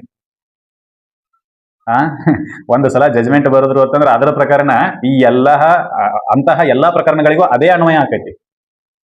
ಅದು ಮಹಾರಾಷ್ಟ್ರನ ಇರ್ಲಿ, ಆಂಧ್ರ ಪ್ರದೇಶನ ಇರ್ಲಿ, ಮತ್ತೊಂದರ ಇರ್ಲಿ, ಮಗದೊಂದರ ಇರ್ಲಿ, ಏನು ಒಂದು ಸಲ ಸುಪ್ರೀಂ ಕೋರ್ಟ್ನ ಜಜ್ಮೆಂಟು ಒಂದು ವಿಷಯಕ್ಕೆ ಸಂಬಂಧಿಸಿದಂತೆ ಬಂತು ಅಂತಂದ್ರೆ, ಮಹಿಳೆಯರಿಗೆ ಆಸ್ತಿಯಲ್ಲಿ ಅಧಿಕಾರ ಐತಿ ಅಂತೇಳಿ ಜಜ್ಮೆಂಟ್ ಬರೆದ್ರು ಅಂತಂದ್ರೆ ಬರ್ದಾರೆ ಆ ಮತ್ತೆ ಯಾಕೆ ಪದೇ ಅದ್ನ ಹೇಳ್ತೀವಿ ಅನ್ವಯ ಆಗ್ತೈತಿ ಅಂತ. ಡೇ ಟು ಡೇ ಲೈಫಿಗೆ ಬೇರೆ ಬೇರೆ ಪ್ರಕರಣಗಳನ್ನು ಹೇಳ್ಕೊತಾ ಹೋದ್ವಿ ಅಂತಂದ್ರೆ ತಿಳಿಯಂಗಿಲ್ಲ. ಅದಕ್ಕೆ ನಾವು ಮಹಿಳೆಯರಿಗೆ ಅಧಿಕಾರವನ್ನು ಕೊಡೋದ್ರ ಬಗ್ಗೆ ಮಾತ್ರ ಮಾತಾಡಕತ್ತೀವಿ. ಆಸ್ತಿ ಅಧಿಕಾರ ಐತಿ ಅಂತ ಒಂದ್ಸಲ ಜಜ್ಮೆಂಟ್ ಬರೋದ್ರು ಅಂತಂದ್ರೆ it will be applied to all the territory of the India, whether it may be Karnataka, Maharashtra, Telangana, Tamil Nadu, Uttar Pradesh, Madhya Pradesh, ಏನು ಸಂಬಂಧ ಇಲ್ಲ, ಎಲ್ಲಾ ಕಡೆನೂ ಅಪ್ಲೈ ಆಗೋದೇ ಅದು. ಅದನ್ನ ಹೇಳೋದು ಯಾವುದು ಅಂತಂದ್ರೆ ಆರ್ಟಿಕಲ್ 141. ಪ್ರತಿ ಸಲಕ್ಕೂ ನೀವು ಪದೇ ಬಂದವರಿಗೆಲ್ಲ ಜಜ್ಮೆಂಟ್ ಬರ್ಕೋತ ಕೂತಿರಂದ್ರೆ ನಿಮ್ಗೆ ಕೆಲಸನೇ ಅದೇ ಆಕೈತಿ. ಅದಕ್ಕೆ ನೀವೇನು ಮಾಡ್ರಿ ಅಂತಂದ್ರೆ ನಾವು ನಿಮಗೆ ಏನು ಒಂದು ಅಧಿಕಾರ ಕೊಡ್ತೀವಿ ಅಂತ ನೀವು ಒಂದು ಸಲ ಒಂದು ಕ್ವಶನ್ಗೆ, ಒಂದು ಕಾನೂನಿನಲ್ಲಿ ಉದ್ಭವ ಆಗಿರ್ತಕ್ಕಂಥ ಕ್ವಶನ್ಗಳಿಗೆ ಆನ್ಸರ್ ಬರದ್ರಿ ಅಂತಂದ್ರೆ, ಡಿಕ್ರಿ ಮಾಡಿದ್ರಿ ಅಂತಂದ್ರೆ, ಜಜ್ಮೆಂಟ್ ಬರದ್ರಿ ಅಂತಂದ್ರೆ, ಆದೇಶವನ್ನು ಹೊರಡಿಸಿದ್ರಿ ಅಂತಂದ್ರೆ ಆ ಆದೇಶ ಇಡೀ ಭಾರತಕ್ಕೆ ಅನ್ವಯ ಆಕೈತಿ. ಯಾರು ಆದೇಶವನ್ನ ಪಡ್ಕೊಂಡಿರ್ತಾರೋ ಅವ್ರಿಗೆ ಅಷ್ಟೇ ಅಲ್ಲ, ಇಡೀ ಭಾರತಕ್ಕೆ ಅನ್ವಯ ಆಕೈತಿ. That's all. ಈಗ ಚೆಕ್ ಬೌನ್ಸ್ ಕೇಸ್ ಇರ್ತವೆ. ಚೆಕ್ ಬೌನ್ಸ್ ಕೇಸ್ನಲ್ಲಿ ತೀರ್ಪನ್ನ ಹೆಂಗ್ ಕೊಡ್ರಿ ಅಂತ, ಯಾವ ತೀರ್ಪನ್ನ ಹೆಂಗ್ ಕೊಡ್ರಿ ಅಂತೇಳಿ ಒಂದ್ಸಲ ಬರ್ದಿದ್ರು ಅಂತಂದ್ರೆ ಅದೇ ತೀರ್ಪನ್ನ, ಅದೇ ರೀತಿ ಪ್ರೊಸೀಜರ್ ಅನ್ನ ಉಳಿದ ನ್ಯಾಯಾಲಯಗಳು ಫಾಲೋ ಮಾಡಿ ಅದೇ ರೀತಿ ತೀರ್ಪನ್ನ ಕೊಡಬೇಕು ಅಷ್ಟೇ. ನಿನ್ನ ಮನಸ್ಸಿಗೆ ಬಂದಂತೆ ಕೊಡುವಂತಿಲ್ಲ. That's all. ಅವತ್ತು ನಾವು ಸೈಟೇಷನ್ ಅಂತ ಕರಿತೀವಿ. ಸೈಟೇಷನ್ ಅನ್ನ ಸೈಟ್ ಮಾಡೋದು ಅಂತ ಅಂದ್ರೆ, ಸುಪ್ರೀಂ ಕೋರ್ಟ್ದವರು ಇಂತಹ ಪ್ರಕರಣದಲ್ಲಿ ಹಿಂಗ್ ಜಜ್ಮೆಂಟ್ ಮಾಡ್ಯಾರ, ಇದು ಪ್ರಕರಣವು ಸೇಮ್ ಅದರಂಗ ಐತಿ, ನೀವು ಹಿಂಗ ಜಜ್ಮೆಂಟ್ ಮಾಡ್ರಿ ಅಂತೇಳಿ ಸೈಟ್ ಮಾಡೋದನ್ನ ನಾವೇನಂತ ಕರಿತೀವಿ? ಸೈಟೇಷನ್ ಅಂತ ಕರಿತೀವಿ. That's all. Court of record ಆಗಿರೋದ್ರಿಂದ, ದಾಖಲೆಗಳ ನ್ಯಾಯಾಲಯ ಆಗಿರೋದ್ರಿಂದ ದಾಖಲೆಯನ್ನ ನೋಡಿ ನೀವು ಜಜ್ಮೆಂಟ್ ಅನ್ನ ಬರಿಬೇಕು, ದಾಖಲೆಯನ್ನ ನೋಡಿ ತೀರ್ಪನ್ನ ಮಾಡಬೇಕು. ಅದಕ್ಕೆ ಇಂತಹ ಪ್ರಕರಣದಲ್ಲಿ ಇದು ದಾಖಲೆ ಇದೆ ಸಾಹೇಬ್ರೆ, ಹಿಂಗ ನೀವು ಮಾಡ್ರಿ ಅಂತೇಳಿ ರಿಕ್ವೆಸ್ಟ್ ಮಾಡೋದು. ಇದು ಇಡೀ ಭಾರತಕ್ಕೆ ಅಪ್ಲೈ ಆಕೈತಿ. ಒಂದು ಸಲ ಸುಪ್ರೀಂ ಕೋರ್ಟ್ ಜಜ್ಮೆಂಟ್ ಅಟರ್ಡ್ ಆಯ್ತು ಅಂತಂದ್ರೆ, ಪ್ರೊನೌನ್ಸ್ ಆಯ್ತು ಅಂತಂದ್ರೆ, that will be apply to the all territory of the India, nothing to the part of the India. ಎಲ್ಲ ಅದು ಬಂದೇ ಬಿಡ್ತಲೆ. ಯಾಕಂತಂದ್ರೆ ಭಾರತಕ್ಕೆ ಇರುವುದು ಮೇಲ್ಮನವಿಯ ಕೋರ್ಟು ಒಂದೇ ಒಂದು, ಅದು ಸುಪ್ರೀಂ ಕೋರ್ಟು. ಅದನ್ನ ಮೀರಿ ನೀವು ಯಾವ ಕೋರ್ಟು ಇಲ್ಲ ಭಾರತದಲ್ಲಿ. ದೇವ್ರ ಕೋರ್ಟ್ ಐತಿ, ಅದು ಸೆಕೆಂಡ್ರಿ, ಆ ಮಾತಿದ್ದಾರೆ, ಅದನ್ನ ಹೇಳಕತ್ತಿಲ್ಲ ನಾವು. ಇಲ್ಲಿರೋದು ದಟ್ಸ್ ಆಲ್. ಇದೊಂದು ನಮಗೆ ಗೊತ್ತಿರ್ಬೇಕು. ಇನ್ನು ಮುಂದಿಂದ ನೋಡೋಣ ಆರ್ಟಿಕಲ್ 142 ಇದು ಭಾರಿ ಐತಿ. ಕಂಪ್ಲೀಟ್ ಜಸ್ಟಿಸ್ ಅನ್ನು ಕೊಡುವ ಸಲುವಾಗಿ ಇದನ್ನ ಪ್ರಯೋಗ ಮಾಡ್ತಾರೆ. ಏನು ಅಂತೇಳಿ ನೋಡೋಣ. ಮೊನ್ನೆ ರಾಮ ಜನ್ಮಭೂಮಿ ತೀರ್ಪು ಬಂತು. ಯಾವುದು ಅದನ್ನೇ ಪ್ರಕರಣ, ಬಹಳ ಚಂದ ಪ್ರಕರಣ ಐತೆ, ನೋಡೋಣ. ರಾಮ ಜನ್ಮಭೂಮಿ ತೀರ್ಪು. ಈ ಪ್ರಕರಣ ಏನಪ್ಪಾ ಅಂತಂದ್ರ, ಅಲ್ಲಿ ಭೂಮಿ ಏನೈತಲ್ಲ, ಅಯೋಧ್ಯದಲ್ಲಿರ್ತಕ್ಕಂಥ ಭೂಮಿ ಯಾರಿಗೆ ಸೇರಿದ್ದು, who is the owner of that land ಅಂತ, ಯಾರಿಗೆ ಸೇರಿದ್ದು, that land belongs to the whom ಅಂತ ಕೇಳಾಕತ್ತು. ಯಾರಿಗೆ ಸೇರಿದ್ದು ಅಂತೇಳಿ. ಯಾರಿಗೆ ಸೇರಿದ್ದು? ಅದು ಬಾಬರ್ಗೆ ಸೇರಿದ್ದು ಅಥವಾ ರಾಮನಿಗೆ ಸೇರಿದ್ದು? Whether it is belongs to the Babur or lord Rama, ಇದಷ್ಟೇ ನೋಡ್ಬೇಕಾಗಿರೋದಲ್ಲಿ. ಬಾಬರ್ನಿಗೆ ಸೇರಿತ್ತು ಅಥವಾ ಇದು this land is belongs to the Babur and Hindus are have no right over that land ಅಂತ ಬರಿಬೇಕು. ಅಥವಾ ರಾಮನಿಗೆ ಸೇರಿತ್ತು ಅಂತಂದ್ರೆ this land is belongs to the Rama and Muslims has no role over that property ಅಂತೇಳಿ ಇಷ್ಟೇ ಬರಿಬೇಕಾಗಿರೋದು. ಆದ್ರೆ ಇಷ್ಟು ಬರೆದ್ರಿ ಅಂತಂದ್ರೆ ಕಂಪ್ಲೀಟ್ ಜಸ್ಟಿಸ್ ಆಗೋದಿಲ್ಲ, ಸಂಪೂರ್ಣ ನ್ಯಾಯವನ್ನು ಒದಗಿಸಕ್ ಆಗೋದಿಲ್ಲ. Concept of the complete justice, ಇದನ್ನ theory of the complete justice ಅಂತ ಕರಿತೀವಿ. ಆರ್ಟಿಕಲ್ 142 ಪ್ರಯೋಗವನ್ನ ಮಾಡುವ ಮೂಲಕ ಸುಪ್ರೀಂ ಕೋರ್ಟ್ ಏನ್ ಮಾಡಿತು ಅಂತಂದ್ರೆ, ಆ ಭೂಮಿಯನ್ನ ರಾಮನಿಗೆ ನೀಡಿ ಸರ್ಕಾರಕ್ಕೆ ಡೈರೆಕ್ಷನ್ ಮಾಡಿತ್ತು, ನೀವು ಬಾಬರನಿಗೂ ಕೂಡ ಒಂದಿಷ್ಟು ಭೂಮಿಯನ್ನ ಕೊಡ್ರಿ. ಅಂದ್ರೆ ಇಲ್ಲಿ ಇವರು ಹ್ಯಾಪಿ, ಇಲ್ಲಿ ನಾವು ಹ್ಯಾಪಿ. ಇದನ್ನ ನಾವೇನಂತ ಕರಿತೀವಿ ಅಂತಂದ್ರೆ ಕಂಪ್ಲೀಟ್ ಜಸ್ಟಿಸ್ ಅಂತ ಕರಿತೀವಿ. ಕಂಪ್ಲೀಟ್ ಜಸ್ಟಿಸ್ ಅಂತ ಕರಿತೀವಿ. ಸಂಪೂರ್ಣ ನ್ಯಾಯ. ಏನು? ಸಂಪೂರ್ಣ ನ್ಯಾಯ. ಈ ಸಂಪೂರ್ಣ ನ್ಯಾಯವನ್ನ ಕೊಡುವ ಸಲುವಾಗಿ supreme court beyond the law, ಕಾನೂನಿಗಿಂತ ಮುಂದೆ ಹೋಗಿ ತೀರ್ಪನ್ನ ಕೊಡಬಹುದು. ಅದನ್ನ ಎನ್ಫೋರ್ಸ್ಮೆಂಟ್ ಮಾಡಬೇಕಾಗಿರೋದು ಗೌರ್ಮೆಂಟ್ ಅಷ್ಟೇ. ಕಾನೂನನ್ನ ಮೀರಿಯೂ ಕೂಡ ಕೆಲವೊಂದಿಷ್ಟು ಸಮಯ ಏನ್ ಮಾಡಕ್ ಬೇಕಾಗತ್ತೆ ಅಂದ್ರೆ ಸಂಪೂರ್ಣ ನ್ಯಾಯವನ್ನ ಒದಗಿಸುವ ಸಲುವಾಗಿ ತೀರ್ಪನ್ನ ಕೊಡ್ತಾರೆ. ಅದಕ್ಕೆ ಅವಕಾಶವನ್ನ ಮಾಡಿಕೊಡ್ತೈತಿ. ಯಾವುದು ಅಂತಂದ್ರೆ ಆರ್ಟಿಕಲ್ 142 ಸಂವಿಧಾನದ ಅಡಿಯಲ್ಲಿ. ಇದು ನಮ್ಗೆ ಗೊತ್ತಿರಬೇಕು. ರಾಮ ಜನ್ಮಭೂಮಿ ತೀರ್ಪನ್ನ ನೋಡಿದಾಗ ನಮಗೆ ಅದು ಕಂಪ್ಲೀಟ್ ಜಸ್ಟಿಸ್ ಪ್ರಾವಿಷನ್ ಅರ್ಥ ಆಗ್ತೈತಿ. ಇದು ಗೊತ್ತಿರಬೇಕಾಗಿರತಕ್ಕಂಥದ್ದು. ಈ ಸಂಪೂರ್ಣ ನ್ಯಾಯವನ್ನ ಒದಗಿಸಲು ಸುಪ್ರೀಂ ಕೋರ್ಟ್ ಏನಾದ್ರೂ ಜಜ್ಮೆಂಟ್ ಕೊಟ್ಟಿತ್ತು ಅಂದ್ರೆ ಆ ಜಜ್ಮೆಂಟ್ ಯಾಸ್ ಲೈಕ್ ಪಾರ್ಲಿಮೆಂಟ್ ನ ಕಾನೂನಿನಂತೆ ಅಥವಾ ಯಾಸ್ ಲೈಕ್ ಪ್ರೆಸಿಡೆಂಟ್ ಆರ್ಡರ್ ಅಂತಾನೆ ಮುಂದುವರಿಯುತ್ತೆ. ಅದು ಎಲ್ಲಿವರೆಗೂ ಅಂತಂದ್ರೆ ಪಾರ್ಲಿಮೆಂಟ್ ಅದ್ರ ಬಗ್ಗೆ ಲಾ ಮಾಡೋವರೆಗೂ. ಈಗ ಫಾರ್ ಎಕ್ಸಾಂಪಲ್ ಕಂಪ್ಲೀಟ್ ಜಸ್ಟಿಸ್ ಅನ್ನ ನೀಡುವ ಸಲುವಾಗಿ ಏನ್ ಮಾಡಿದ್ರು ಅಂತಂದ್ರೆ ಬಾಬರನಿಗೂ ಜಾಗವನ್ನ ಕೊಟ್ಟರು, ರಾಮನಿಗಂತರೂ ಜಾಗವನ್ನ ಮೊದಲೇ ಡಿಸೈಡ್ ಮಾಡಿದ್ರು. That is different. ಇನ್ನು ಮುಂದೆ ಇಂತಹ ಯಾವುದೇ ಪ್ರಕರಣಗಳು ಬಂದಾಗ ನೀವು ಹಿಂಗೆ ಡಿಸೈಡ್ ಮಾಡ್ರಿ ಅಂತೇಳಿ ಪಾರ್ಲಿಮೆಂಟ್ ಕಾನೂನು ಮಾಡುವವರೆಗೂ ಇದೇ ಅಪ್ಲೈ ಆಗ್ತೈತಿ. ಪಾರ್ಲಿಮೆಂಟ್ ಕಾನೂನು ಮಾಡಿ ಇಲ್ಲ ಇದು ನೀವು ಈ ರೀತಿ ಲ್ಯಾಂಡ್ ಅನ್ನ ಕೊಡಕ್ ಬರೋದಿಲ್ಲ, ಇದು ಎನ್ಎಫ್ ಇಲ್ಲಿ ಮುಗೀತು, ಇನ್ನು ಮುಂದೆ ನೀವು ಹಿಂಗ್ ಮಾಡ್ಬೇಡ್ರಿ ಅಂತ ಕಾನೂನು ಮಾಡಿದ್ರು ಅಂತಂದ್ರೆ ಇದು ಅಪ್ಲೈ ಆಗೋದಿಲ್ಲ ಅಷ್ಟೇ. ಸಂಪೂರ್ಣ ಜಸ್ಟಿಸ್ ಅನ್ನ ಕೊಟ್ಟಾಗ ಆ ತೀರ್ಪಿನ ಆದೇಶ ಹೆಂಗೆ ಜಾರಿಗೆ ಬರ್ತೈತಿ ಅಂತಂದ್ರೆ ಸರ್ಕಾರ ಕಾನೂನು ತಗೊಂಡು ಬಂದಿರ್ತೈತಿ, ಆ ಕಾನೂನು ಜಾರಿಗೆ ಬಂದಂಗೆ ಬಂದ್ಬಿಡ್ತೈತಿ. ಅರ್ಥ ಆಯ್ತು ಅಂತ ಅನ್ಕೊಂತೀನಿ. ಸರ್ಕಾರ ಕಾನೂನು ಮಾಡಿದಾಗ ಜಾರಿಗೆ ಬರ್ತೈತಲ್ಲ, ಅದೇ ರೀತಿ ಜಜ್ಮೆಂಟ್ ಕೂಡ ಸುಪ್ರೀಂ ಕೋರ್ಟ್ ನ ಜಜ್ಮೆಂಟ್ ಕೂಡ ಅದೇ ರೀತಿ ಜಾರಿಗೆ ಬರ್ತೈತಿ. ಅಂದ್ರೆ ಇದು ಒನ್ ಟೈಪ್ ಆಫ್ ಪಾರ್ಲಿಮೆಂಟ್ ಅದು ಕೆಲಸ ಮಾಡಿದಂಗೆ ಮಾಡ್ತೈತಿ ಸುಪ್ರೀಂ ಕೋರ್ಟ್. ಕಂಪ್ಲೀಟ್ ಜಸ್ಟಿಸ್ ಅನ್ನ ಕೊಡುವ ಸಲುವಾಗಿ ಸುಪ್ರೀಂ ಕೋರ್ಟ್ ಏನ್ ಮಾಡ್ತೈತಿ ಅಂತಂದ್ರೆ ಪಾರ್ಲಿಮೆಂಟ್ ನ ಕೆಲಸವನ್ನ ಮಾಡಿದ ಹಾಗೆ ಪಾರ್ಲಿಮೆಂಟ್ ಮಾಡುವ ಕೆಲಸವನ್ನ ಮಾಡ್ತೈತಿ ಅಂತ ಇದು ನಮಗೆ ಗೊತ್ತಿರಬೇಕು. ಆರ್ಟಿಕಲ್ 142 ಒಂದು ಸಂಪೂರ್ಣ ನ್ಯಾಯವನ್ನು ಕೊಡುವ ಸಲುವಾಗಿ beyond the legal terms, beyond the legal act ಅಥವಾ ನ್ಯಾಯಿಕ ಪ್ರಕ್ರಿಯೆಯಲ್ಲಿ ನೀಡಿರ್ತಕ್ಕಂಥ ಕಾನೂನನ್ನು ಮೀರಿ ಕೂಡ ಜಜ್ಮೆಂಟ್ ಅನ್ನು ಬರೆಯುವ ಅಧಿಕಾರ ಸುಪ್ರೀಂ ಕೋರ್ಟಿಗೆ ಇದೆ. ಅದು ಬರೆದ ನಂತರ ಅದು ಹೆಂಗೆ ಜಾರಿಗೆ ಬರ್ತೈತಿ ಅಂತಂದ್ರೆ ಅದು ರಾಷ್ಟ್ರಪತಿಯವರ ಆದೇಶದಂತೆ ಅಥವಾ ಪಾರ್ಲಿಮೆಂಟ್ ನ ಕಾನೂನಿನಂತೆನೆ ಜಾರಿಗೆ ಬರ್ತೈತಿ. ಇದು ನಮಗೆ ಗೊತ್ತಿರಬೇಕು ಈ ಪ್ರಕರಣಗಳು. ಇದು ಏನ್ ಮಾಡ್ತೈತಿ ಅಂತಂದ್ರೆ ಒಂದು ಗ್ಯಾಪ್ ಅನ್ನ ತುಂಬತೈತಿ. ಪಿಲ್ಸ್ ದಿ ಗ್ಯಾಪ್ ಅಂತೇಳಿ ಏನು ಬಿಟ್ಟ ಸ್ಥಳವನ್ನ ತುಂಬತೈತಿ. ಏನು ಬಿಟ್ಟಿರ್ತೈತಿ? ಕಾನೂನು ಕೆಲವೊಂದಿಷ್ಟು ವಿಷಯಗಳನ್ನ ಬಿಟ್ಟಿರ್ತೈತಿ. ಕೆಲವೊಂದಿಷ್ಟು ವಿಷಯಗಳ ಬಗ್ಗೆ ಚಕಾರನೆ ಇಟ್ಟಿರೋದಿಲ್ಲ, ಮಾತಾಡಿರೋದಿಲ್ಲ. ಅಂತಹ ಸಮಯದಲ್ಲಿ ಈ ಆರ್ಟಿಕಲ್ 142 ಬಳಕೆ ಮಾಡಿಕೊಂಡು ಆರ್ಟಿಕಲ್ 142 ಬಳಕೆ ಮಾಡಿಕೊಂಡು ಈ ಗ್ಯಾಪ್ ಅನ್ನ ತುಂಬುತ್ತಾರೆ. ಕಾನೂನು ಬಿಟ್ಟಿರ್ತಕ್ಕಂಥ ಗ್ಯಾಪ್ ಅನ್ನ ಸುಪ್ರೀಂ ಕೋರ್ಟ್ ತುಂಬತೈತಿ ಥ್ರೂ ದಿ ಆರ್ಟಿಕಲ್ 142. ಇದು ನಮಗೆ ಗೊತ್ತಿರಬೇಕು. ಇದರದ್ದು ವಿಶೇಷತೆ ಯಾವುದು? ಆರ್ಟಿಕಲ್ 142 ಕಂಪ್ಲೀಟ್ ಜಸ್ಟಿಸ್ ಅನ್ನ ಡಿಲಿವರಿ ಮಾಡ್ತೈತಿ. ಡಿಲಿವರಿ ಮಾಡಿರ್ತಕ್ಕಂಥ ಜಜ್ಮೆಂಟ್ ಹೆಂಗಿರ್ತೈತಿ ಅಂತಂದ್ರೆ ಸುಪ್ರೀಂ ಕೋರ್ಟ್ ನ ಕಾನೂನಿನಂತೆನೇ ಇರ್ತೈತಿ, ರಾಷ್ಟ್ರಪತಿಯವರ ಆದೇಶದಂತೆನೇ ಇರ್ತೈತಿ. ಅದು ನಮಗೆ ಗೊತ್ತಿರಬೇಕು. ಇನ್ನೊಂದು ವಿಶೇಷವಾದ ವಿಷಯವನ್ನು ಈಗ ಡಿಸ್ಕಷನ್ ಮಾಡಬೇಕು. ನಮಗೆ ಗೊತ್ತಿರಬೇಕು, ನನಗಲ್ಲ ನಿಮಗೂ ಗೊತ್ತಿರ್ಬೇಕು ಮೋಸ್ಟ್ಲಿ. ಏನಪ್ಪಾ ಅಂತಂದ್ರೆ ಬೇರುಬಾರಿ ಪ್ರಕರಣ ಅಂತ ಒಂದು ಪ್ರಕರಣ ಭಾರಿ ಫೇಮಸ್ ಐತಿ. ಬೇರುಬಾರಿ ಪ್ರಕರಣ. ಇಲ್ಲೇನಾಗಿತ್ತು ಅಂತಂದ್ರೆ ಈ ಬೇರುಬಾರಿ ಅಂತಕ್ಕಂಥ ಒಂದು ಊರು ಇದು ಬಾಂಗ್ಲಾದೇಶಕ್ಕೆ ಹೋಗ್ಬೇಕು, ಏನು ಭಾರತಕ್ಕೆ ಬರಬೇಕು, ಪಾಕಿಸ್ತಾನಕ್ಕೆ ಹೋಗ್ಬೇಕು, ಏನು ಭಾರತಕ್ಕೆ ಬರಬೇಕು, ಅಥವಾ ಭಾರತದವರು ಪಾಕಿಸ್ತಾನಕ್ಕೆ ಬಿಟ್ಟು ಕೊಡಬೇಕು ಅಂತಂದ್ರೆ ಸಂವಿಧಾನವನ್ನು ತಿದ್ದುಪಡಿ ಮಾಡಬೇಕು, ಅಥವಾ ಸಂವಿಧಾನವನ್ನು ತಿದ್ದುಪಡಿ ಮಾಡದೆ ಕೇವಲ ಆರ್ಡರ್ ಅನ್ನ ಮಾಡೋದರ ಮೂಲಕ, ಆದೇಶವನ್ನ ಮಾಡೋದರ ಮೂಲಕ ಬಿಟ್ಟು ಕೊಡಬಹುದು ಅಂತೇಳಿ ಕ್ವಶನ್ ಅನ್ನ ಕೇಳಿದ್ರು ಈ ಪ್ರಕರಣದಲ್ಲಿ. ಏನೋ ಬೇರುಬಾರಿ ಅಂತಕ್ಕಂಥ ಪ್ರದೇಶವನ್ನ ಪಾಕಿಸ್ತಾನಕ್ಕೆ ಬಿಟ್ಟು ಕೊಡಬೇಕು ಅಂತಂದ್ರೆ ನಾವು ಸಂವಿಧಾನವನ್ನು ತಿದ್ದುಪಡಿ ಮಾಡಬೇಕು, ಅಥವಾ ಹಾಗೆ ಬಿಟ್ಟು ಕೊಡಬಹುದು, ಕೇವಲ ಆದೇಶದ ಮೂಲಕ ಬಿಟ್ಟು ಕೊಡಬಹುದು ಅಂತೇಳಿ ಕ್ವಶನ್ ಕೇಳಿದ್ರು. ಯಾರು ಕೇಳಿದ್ರು? ರಾಷ್ಟ್ರಪತಿ ಅವರು ಕೇಳಿದ್ರು. ಯಾರಿಗೆ ಕೇಳಿದ್ರು? ಸುಪ್ರೀಂ ಕೋರ್ಟ್ದವ್ರಿಗೆ. ಅಂದ್ರೆ ರಾಷ್ಟ್ರಪತಿಯವರು ಸುಪ್ರೀಂ ಕೋರ್ಟ್ದವರ ಸಲಹೆಯನ್ನ ಕೇಳ್ತಾರೆ. ಯಾವಾಗ? ಕೆಲವೊಂದಿಷ್ಟು ನ್ಯಾಯಿಕ ಬಿಕ್ಕಟ್ಟುಗಳಿದ್ದಾಗ, ಅಥವಾ ನ್ಯಾಯಿಕ ಬಿಕ್ಕಟ್ಟುಗಳು ಉದ್ಭವಿಸುವ ಸಮಯ ಬಂದಾಗ, ನ್ಯಾಯಿಕ ಬಿಕ್ಕಟ್ಟುಗಳು ಉದ್ಭವಿಸುವ ಸಮಯ ಇದ್ದಾಗ, ಈ ಸದ್ಯಕ್ಕನ ಉದ್ಭವಿಸಿರ್ಬೋದು ಅಥವಾ ಇನ್ ಫ್ಯೂಚರ್ನಾಗ ಅದು ಬರಬಹುದು, ಅಂತಹ ಸಂದರ್ಭಗಳಲ್ಲಿ ಸುಪ್ರೀಂ ಕೋರ್ಟ್ನ ಸಲಹೆಗಳನ್ನ ಕೇಳ್ತಾರೆ.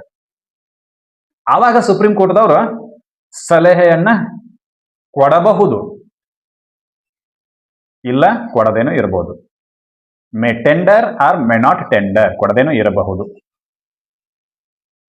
ಅಂದ್ರೆ ಇದನ್ನ ಯಾವ್ದು ಹೇಳ್ತೈತಿ ಸರ್? ಕೊಡಬಹುದು, ಕೊಡದೇ ಇರಬಹುದು, ರಾಷ್ಟ್ರಪತಿ ಅವರು ಸಲಹೆಯನ್ನ ಕೇಳಬಹುದು, ಕೇಳದೇನೂ ಇರಬಹುದು, ಏನ್ ಹೇಳ್ತೈತಿ ಸರ್? ಯಾವ ಕಾನೂನು ಹೇಳ್ತೈತಿ ಹಿಂಗತೆ ಕೇಳಿದ್ರೆ ನಾವು ಸ್ಟಡಿ ಮಾಡಬೇಕು ಆರ್ಟಿಕಲ್ 143. ಅವಾಗ ನಮಗೆ ತಿಳಿತೈತಿ ಏನಂತೇಳಿ. ಅದಕ್ಕೆ 143 ಸ್ವಲ್ಪ ವಿಚಾರಣೆ ಮಾಡೋಣ.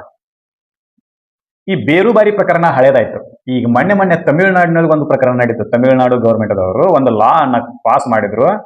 ಆ ಲಾಗ ಆರ್ಟಿಕಲ್ 200 ಮತ್ತು 201 ಅಡಿಯಲ್ಲಿ ರಾಷ್ಟ್ರಪತಿಯವರ ಮುಂದೆ ಮತ್ತು ಏನು ರಾಜ್ಯಪಾಲರ ಮುಂದೆ ರಾಜ್ಯಗಳು ಪಾಸ್ ಮಾಡಿರ್ತಕ್ಕಂಥ ಕಾನೂನುಗಳನ್ನ ರಾಜ್ಯಪಾಲರ ಮುಂದೆ ಇಟ್ಟಾಗ ರಾಜ್ಯಪಾಲರಿಗೆ ಅವಕಾಶಗಳಿರ್ತವೆ. ಒಂದು, ತಾನೇ ಸಹಿ ಮಾಡಬಹುದು, ಅಥವಾ ತನ್ನ ಹತ್ರನೇ ಈ ಪಾಕೆಟ್ ವಿಟವನ್ನು ಇಟ್ಕೊಂಡು ಕೂಡಿರಬಹುದು, ಪಾಕೆಟ್ ವಿಟವನ್ನು ಜಾರಿ ಮಾಡಿ ಕೂಡಬಹುದು. ಇನ್ನು 201 ಅಡಿಯಲ್ಲಿ ರಾಷ್ಟ್ರಪತಿಯವರ ಮುಂದೆ, ನೋಡ್ರಿ ರಾಷ್ಟ್ರಪತಿಯವರೇ, ಇವ್ರು ಇಂಥ ಕಾನೂನು ಮಾಡ್ಯಾರ, ಇದಕ್ಕೆ ನಾನು ಪರ್ಮಿಷನ್ ಕೊಡಬಹುದು ಅಥವಾ ಬ್ಯಾಡು ಅಂತೇಳಿ ತಿಳಿಬೇಕು ನನಗೆ, ಅದಕ್ಕೆ ನಾನು ನಿಮ್ಮ ಮುಂದೆ ಕಳಿಸೀನಿ, ನೀವು ಕೊಡಬಹುದು, ಬೇಕಾದ್ರೆ ಬಿಡಬಹುದು ಅಂತೇಳಿ 201 ಅಡಿಯಲ್ಲಿ ರಾಷ್ಟ್ರಪತಿಯವರ ಅಂಕಿತಕ್ಕಾಗಿ ಅಥವಾ ಅನುಮತಿಗಾಗಿ ಕಳಿಸಿಕೊಡ್ಬಹುದು. 200 ಅಡಿಯಲ್ಲಿ ತಾನೇ ಪರ್ಮಿಷನ್ ಅನ್ನು ಕೊಡಬಹುದು. 201 ಅಡಿಯಲ್ಲಿ ರಾಷ್ಟ್ರಪತಿಯವರಿಗೆ ಕಳಿಸಿಕೊಡ್ಬಹುದು. ಆವಾಗ ರಾಷ್ಟ್ರಪತಿಯವರು ಎಷ್ಟು ದಿನದ ಒಳಗಾಗಿ ಅಂಕಿತವನ್ನು ಹಾಕಬೇಕು ಅದು ಇಲ್ಲ. ಅದರದ್ದು ಟೈಮ್ ಲಿಮಿಟ್ ಅನ್ನ ಎಲ್ಲಿ ಸಂವಿಧಾನದಲ್ಲಿ ಬರದೇ ಇಲ್ಲ. ಆಮೇಲೆ 200 ಅಡಿಯಲ್ಲಿ ರಾಜ್ಯಪಾಲರು ಎಷ್ಟು ದಿನದ ಒಳಗಾಗಿ ಅದರ ಮೇಲೆ ಆಕ್ಷನ್ ತಗೋಬೇಕು ಅದನ್ನೂ ಬರಲಿಲ್ಲ. ಹೌದಾ? ಅವಾಗ ಈ ಪ್ರಕರಣ ತಗೊಂಡು ತಮಿಳುನಾಡು ಗೌರ್ಮೆಂಟ್ ಸುಪ್ರೀಂ ಕೋರ್ಟ್ ಮುಂದೆ ಹೋಯ್ತು. ಅವಾಗ ಸುಪ್ರೀಂ ಕೋರ್ಟ್ ಏನ್ ಹೇಳ್ತು ಅಂತಂದ್ರೆ ಟೈಮ್ ಲಿಮಿಟ್ ಅನ್ನ ಹಾಕಿತು. 90 ದಿನಗಳ ಒಳಗಾಗಿ ನೀವು ಕ್ರಮ ಕೈಗೊಳ್ಳಬೇಕು. Whether you may reject the bill or accept the bill or consented to the bill.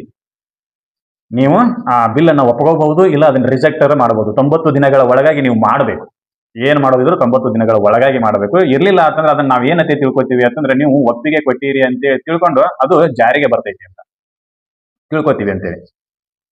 ಜಾರಿಗೆ ಬರ್ತೈತಿ ಅಂತ ತಿಳ್ಕೊತೀವಿ ಅಂದಾಗ ಜಜ್ಮೆಂಟು ಎಲ್ಲ ಕಡೆ ಅಪ್ಲೈ ಆಗ್ತು. ಅವಾಗ ಈ ಪ್ರಕರಣಗಳನ್ನ ಗಮನಿಸಿರ್ತಕ್ಕಂಥ ರಾಷ್ಟ್ರಪತಿಯವರು, ಇಲ್ಲಿ ರಾಷ್ಟ್ರಪತಿ ಅಂತಂದ್ರೆ ಕೇಂದ್ರ ಸರ್ಕಾರ ಮತ್ತು ಅಥವಾ ಕಾರ್ಯಾಂಗ, ನೆನಪಿಟ್ಕೋಬೇಕಾ? ರಾಷ್ಟ್ರಪತಿಯವರು ಏನ್ ಮಾಡಿದ್ರು ಅಂತಂದ್ರೆ ಒಂದು 14 ಕ್ವಶನ್ಗಳನ್ನ ಸುಪ್ರೀಂ ಕೋರ್ಟಿಗೆ ಕೇಳಿದ್ರು. 14 ಕ್ವಶನ್ಗಳನ್ನ ಸುಪ್ರೀಂ ಕೋರ್ಟ್ ಕೇಳಿದ್ರು. ಆ ಸುಪ್ರೀಂ ಕೋರ್ಟ್ದವ್ರು ಅದಕ್ಕೆ ಆನ್ಸರ್ ಮಾಡಿದ್ರು. ಅದನ್ನೊಂದ್ಸಲ ಹೋಗಿ ನೋಡ್ರಿ, ನಾನೇ ವಿಡಿಯೋ ಮಾಡಿದ್ದೀನಿ, ವಿಡಿಯೋದೊಳಗೆ ಸರ್ಚ್ ಮಾಡ್ರಿ, ಅದ್ರಾಗ ಸಿಗ್ತೈತಿ.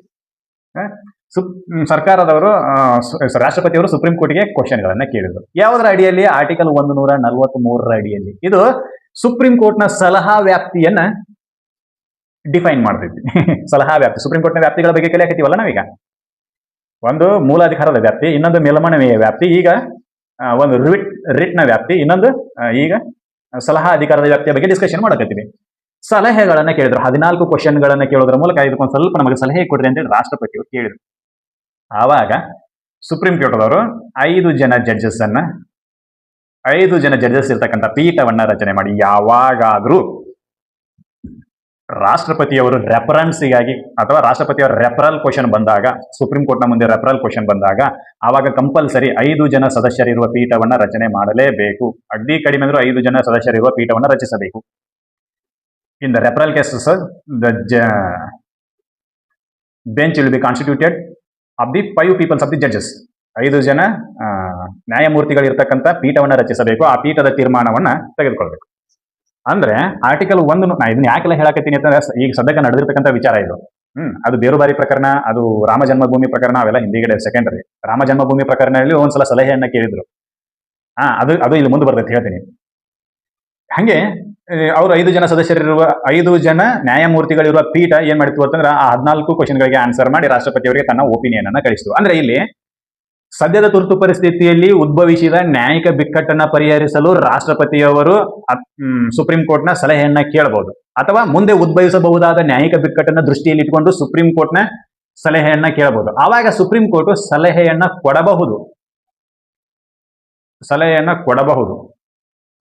ತಮಿಳುನಾಡು ಸರ್ಕಾರದ ಪ್ರಕರಣದಲ್ಲಿ ಕೊಟ್ಟರು. ರಾಷ್ಟ್ರಪತಿಯವರು 14 ಕ್ವಶನ್ಗಳನ್ನ ಕೇಳಿದ್ರು, ಅದಕ್ಕೆಲ್ಲ ಆನ್ಸರ್ ಮಾಡಿದ್ರು. ಅವರು ಸಲಹೆಯನ್ನ ಕೊಡಬಹುದು. ಇನ್ನ ಸಲಹೆಯನ್ನ ಕೊಡದೇನೂ ಇರಬಹುದು.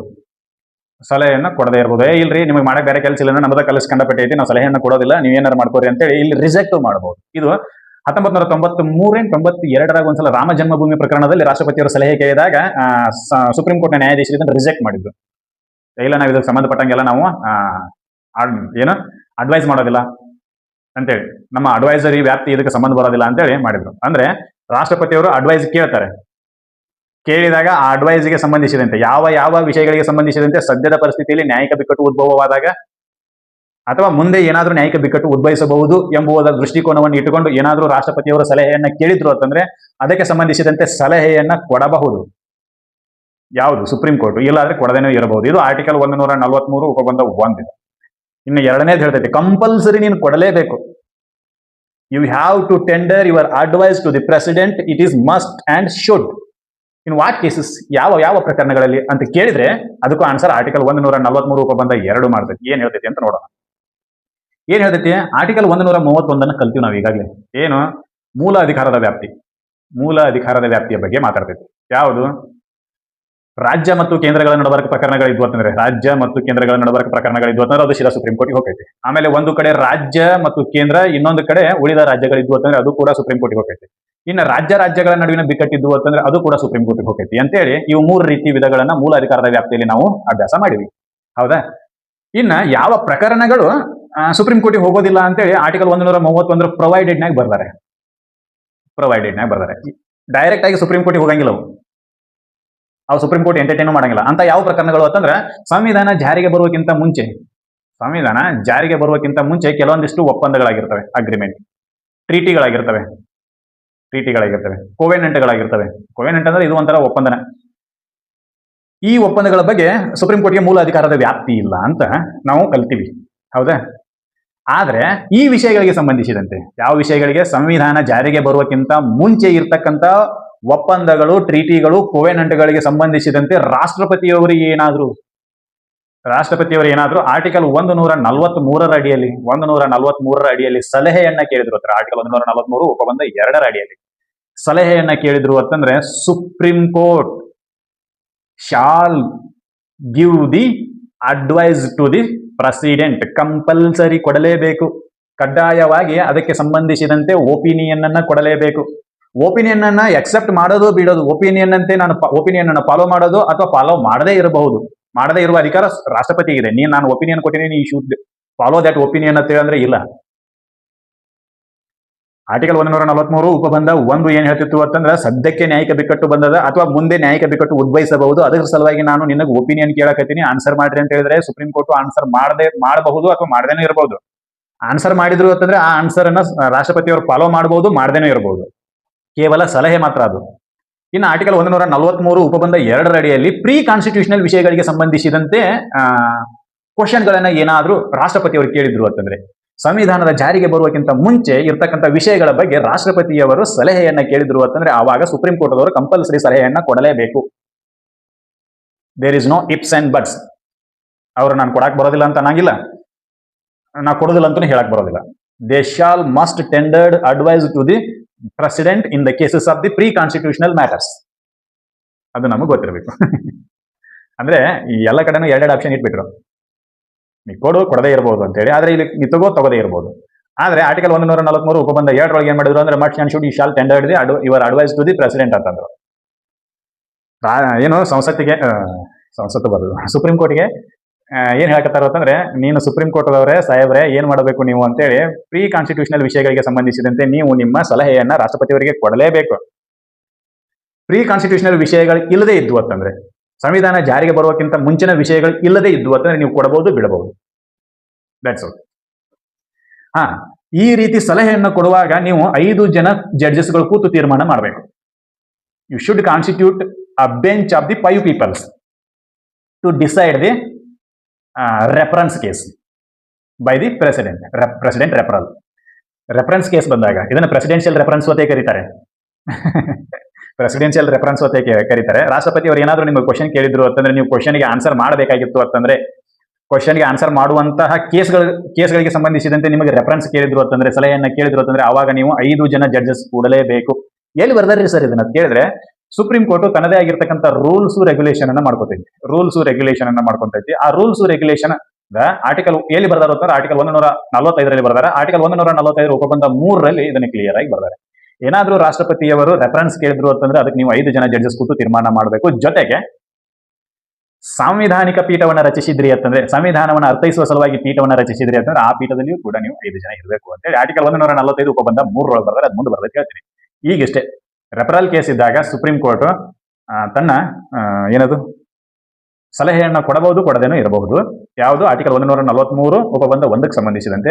ಇನ್ನು ಆರ್ಟಿಕಲ್ 143 ಉಪಬಂಧ 2ಕ್ಕೆ ಸಂಬಂಧಿಸಿದಂತೆ ಸಂವಿಧಾನದ ಜಾರಿಗಿಂತ ಮುಂಚಿನ ಪ್ರಕರಣಗಳು ಏನಾದರೂ, ಮುಂಚಿನ ವಿಷಯಗಳಲ್ಲಿ ಏನಾದರೂ ರಾಷ್ಟ್ರಪತಿಯವರು ಏನು ರೆಫರೆನ್ಸ್ ಅನ್ನ ಕೇಳಿದ್ರು ಅಂದ್ರೆ, ರೆಫರೆನ್ಸ್ ಮಾಡಿದ್ರು ಅಂದ್ರೆ ಅವಾಗ ಸುಪ್ರೀಂ ಕೋರ್ಟ್ ಅವರು ಆನ್ಸರ್ ಮಾಡಲೇಬೇಕು. ಇದು ಅನಿವಾರ್ಯದ ಸಂಗತಿ. ಇದ್ರ ಉಪಯೋಗ ಏನು ಸರ್? ಉಪಯೋಗ ಏನು? ಇಲ್ಲಿ ಏನ್ ಬರೀತೀರಿ ಅಂತಂದ್ರೆ, ನೀವು ಅಡ್ವೈಸ್ ಮಾಡಿದ್ದನ್ನ ತಗೋಬಹುದು, ತಗೋದೇ ಇರಬಹುದು ಅಂತೇನು ಬರೀತೀರಿ. ಅದಕ್ಕೆ ಉಪಯೋಗ ಏನು ಅಂತ ಕೇಳಿದ್ರೆ ಹೇಳ್ತಾರೆ. ಏನಂತೇಳಿ ನೋಡೋಣ. ಸಂವಿಧಾನವನ್ನ ಅರ್ಥೈಸುವ ಅಧಿಕಾರ ಇರೋದು ಸುಪ್ರೀಂ ಕೋರ್ಟ್ಗೆ. Supreme court has a power to define the constitution. ಸಂವಿಧಾನದೊಳಗೆ ಏನು ಬರ್ದಾರಲ್ಲ ಅದರ ಅರ್ಥ ಏನು ಅಂತೇಳಿ ಸುಪ್ರೀಂ ಕೋರ್ಟ್ದವ್ರು ಏನ್ ಹೇಳ್ತಾರಲ್ಲ ಅದೇ ಫೈನಲ್. ಹೌದಾ? ಹೀಗಾಗಿ ಈ ನ್ಯಾಯಿಕ ಬಿಕ್ಕಟ್ಟು ಉದ್ಭವಿಸಿದಾಗ ನಾವು ಸುಪ್ರೀಂ ಕೋರ್ಟ್ನ ರೆಫರೆನ್ಸ್ ಅನ್ನ ಕೇಳಿದಾಗ ಮತ್ತೊಂದ್ಸಲ ಸುಪ್ರೀಂ ಕೋರ್ಟ್ಗೆ ಕೇಸ್ ಹೋಗೋದು ತಪ್ಪೈತಿ. ನಮ್ಮದು ನಾವೇ ಸಂವಿಧಾನದೊಳಗೆ ಬರ್ದದನ್ನ ಓದಿ ಅದರ ಅರ್ಥ ಏನಾಯ್ತು, ಅದರ ಅರ್ಥ ಒಂದು ಬೇರೆ ಇರ್ತೈತಿ. ನಾವೊಂದು ರೀತಿ ಅರ್ಥ ಮಾಡ್ಕೊಂಡು ಕಾನೂನನ್ನ ಜಾರಿಗೆ ತಗೊಂಡ್ಬಂದಾಗ ಆ ಕಾನೂನನ್ನ ಪ್ರಶ್ನಿಸಿ ಸುಪ್ರೀಂ ಕೋರ್ಟ್ ನಲ್ಲಿ ಕೇಸನ್ನ ದಾಖಲೆ ಮಾಡುವ ಏನು ಅವಕಾಶಗಳು ಜಾಸ್ತಿ ಇರ್ತವೆ. ಆವಾಗ ಅದನ್ನ ತಡಿತೈತಿ. ಇದು ಸುಪ್ರೀಂ ಕೋರ್ಟ್ ಮೊದಲೇನೆ ಡಿಫೈನ್ ಮಾಡ್ತೈತಿ. ಇಂತಹ ವಿಷಯಗಳಿದ್ದಾಗ ಈ ರೀತಿ ಏನು ಸಂವಿಧಾನ ಹೇಳ್ತೈತಿ ಅಂತ ಮೊದಲೇ ಡಿಫೈನ್ ಮಾಡಿದಾಗ ಅಂತಹ ಪ್ರಕರಣಗಳನ್ನ ತಡಿಬಹುದು. ಒಂದು ಏನು ಸುಪ್ರೀಂ ಕೋರ್ಟ್ ಡಿಫೈನ್ ಮಾಡೋದ್ರ ಮೂಲಕ ಸಮಸ್ಯೆಯನ್ನು ಬಗೆಹರಿಸಬಹುದು. ಅದರ ಸಲುವಾಗಿನೇ ಆರ್ಟಿಕಲ್ 143 ಅಡಿಯಲ್ಲಿ ರೆಫರೆನ್ಸ್ ಮಾಡ್ತಾರೆ. ರೆಫರಲ್ ಪ್ರಕರಣಗಳು ದಾಖಲಾಗ್ತದೆ. ಸರಿ ಸುಮಾರು ಒಂದು 15 ರೆಫರಲ್ ಪ್ರಕರಣಗಳಿರಬಹುದು. ಆ ಎಲ್ಲ ಪ್ರಕರಣಗಳಲ್ಲಿಯೂ ಎಲ್ಲ ಪ್ರಕರಣಗಳು ನೆನ್ಪಿಟ್ಕೊಳ್ಳೋ ಅವಶ್ಯಕತೆ ಇಲ್ಲ. ಆ ಎಲ್ಲ ಪ್ರಕರಣಗಳಲ್ಲಿ ಸ್ವಲ್ಪ ಒಂದಿಟ್ಟು ಓದ್ಕೊಂಡ್ಬಿಡ್ರಿ, ನೀವೇ ಗೂಗಲ್ದಾಗ ಸಿಗ್ತವೆ. ಏನು ಸುಪ್ರೀಂ ಕೋರ್ಟ್ಗೆ ಅಧಿಕಾರ ಇದೆ, ಏನು ಸಂವಿಧಾನವನ್ನ ಅರ್ಥೈಸುವ ಅಧಿಕಾರ ಇದೆ. ಅದಕ್ಕೆ ಸಂವಿಧಾನದ ಬಿಕ್ಕಟ್ಟು ನ್ಯಾಯಿಕ ಬಿಕ್ಕಟ್ಟು ಉದ್ಭವವಾದಾಗ ಅದರ ನ್ಯಾಯಿಕ ಅರ್ಥವನ್ನ ಸಂವಿಧಾನದ ಅನುಗುಣವಾಗಿ ಡಿಫೈನ್ ಮಾಡಿತ್ತು ಅಂತಂದ್ರೆ ಅದಕ್ಕೆ ಸಂಬಂಧಿಸಿದಂತೆ ಕಾನೂನು ತಗೊಂಡ್ಬರುವುದನ್ನ ಕೇಂದ್ರ ಸರ್ಕಾರ ಮಾಡ್ತೈತಿ. ಆ ಕಾನೂನನ್ನ ಮತ್ತೆ ಪ್ರಶ್ನೆ ಮಾಡೋದು ತಪ್ಪೈತಿ. ಎಲ್ಲಿ? ಸುಪ್ರೀಂ ಕೋರ್ಟ್ನ ಮುಂದೆ. ಫಾರ್ ಎಕ್ಸಾಂಪಲ್, ಈಗ ಟ್ರಿಬಲ್ ತಲಾಖನ್ನ ಏನ್ ಮಾಡಿದ್ರು, ಸುಪ್ರೀಂ ಕೋರ್ಟ್ನ ಮುಂದೆ ಚಾಲೆಂಜ್ ಮಾಡಿದ್ರು. ಟ್ರಿಬಲ್ ತಲಾಖ್ ತಗೊಂಡ್ಬಂದ್ರೆ ಸರ್ ಇದು ಸರಿ ಇಲ್ಲ ಅಂತೇಳಿ ಚಾಲೆಂಜ್ ಮಾಡಿದ್ರು. ಇವರು ಶಾನ್ಯರಾಗಿದ್ರು ಅಂತಂದ್ರೆ ಏನ್ ಮಾಡ್ಬೇಕಾಗಿತ್ತು, ಕೇಂದ್ರ ಸರ್ಕಾರದವರು ಸುಪ್ರೀಂ ಕೋರ್ಟ್ದವರಿಗೆ ಕ್ವಶನ್ ಅನ್ನ ಕೇಳಬೇಕಾಗಿತ್ತು. ರಾಷ್ಟ್ರಪತಿಯವರ ಮೂಲಕ ಆರ್ಟಿಕಲ್ 143 ಬಳಕೆ ಮಾಡ್ಕೊಂಡು, ಈಗ ನಾವು ಟ್ರಿಬಲ್ ತಲಾಖ್ ತಗೊಂಡ್ಬರೋರಿದ್ದೀವಿ, ಅದಕ್ಕೆ ನಿಮ್ಮ ಒಪಿನಿಯನ್ ಹೇಳ್ರಿ ಅಂತೇಳಿ. ಅವಾಗ ಅವ್ರು ಹೇಳ್ಬೋದಿತ್ತು, ಹೇಳದೇನೆ ಇರ್ಬೋದಿತ್ತು. ಹೇಳಿದ್ರು ಅಂತಂದ್ರೆ ಅವ್ರು ಏನ್ ಹೇಳ್ತಿದ್ರು ಅನ್ನೋದ್ರ ಅನುಗುಣ ಆಧಾರದ ಮೇಲೆ ಇವರು ಕಾನೂನನ್ನ ತಗೊಂಡ್ಬಂದಿದ್ರು ಅಂತಂದ್ರೆ ಈಗ ಟ್ರಿಬಲ್ ತಲಾಖ್ ಕ್ವಶನ್ ಮಾಡುವ ಅಧಿಕಾರ ಏನು ಪ್ರಮೇಯನ ಬರ್ತಿರ್ಲಿಲ್ಲ. ಯಾಕಂದ್ರೆ ಈಗಾಗಲೇ ಅದಕ್ಕೆ ಸಂಬಂಧಿಸಿದಂತೆ ರೆಫರಲ್ ಕೇಸಿನೊಳಗೆ ಈಗ ಜಜ್ಮೆಂಟ್ ಅನ್ನ ಕೊಟ್ಬಿಟ್ಟಾರ ಅವರು. ಹೌದಾ? ಇದು. ಇನ್ನು ಎರಡನೇದು ನಿಯಮಗಳ ನಿಶ್ಚಿತತೆ ಅಂದ್ರೆ certainty of the rules and regulation ಅಂತ ಕರಿತೀವಿ.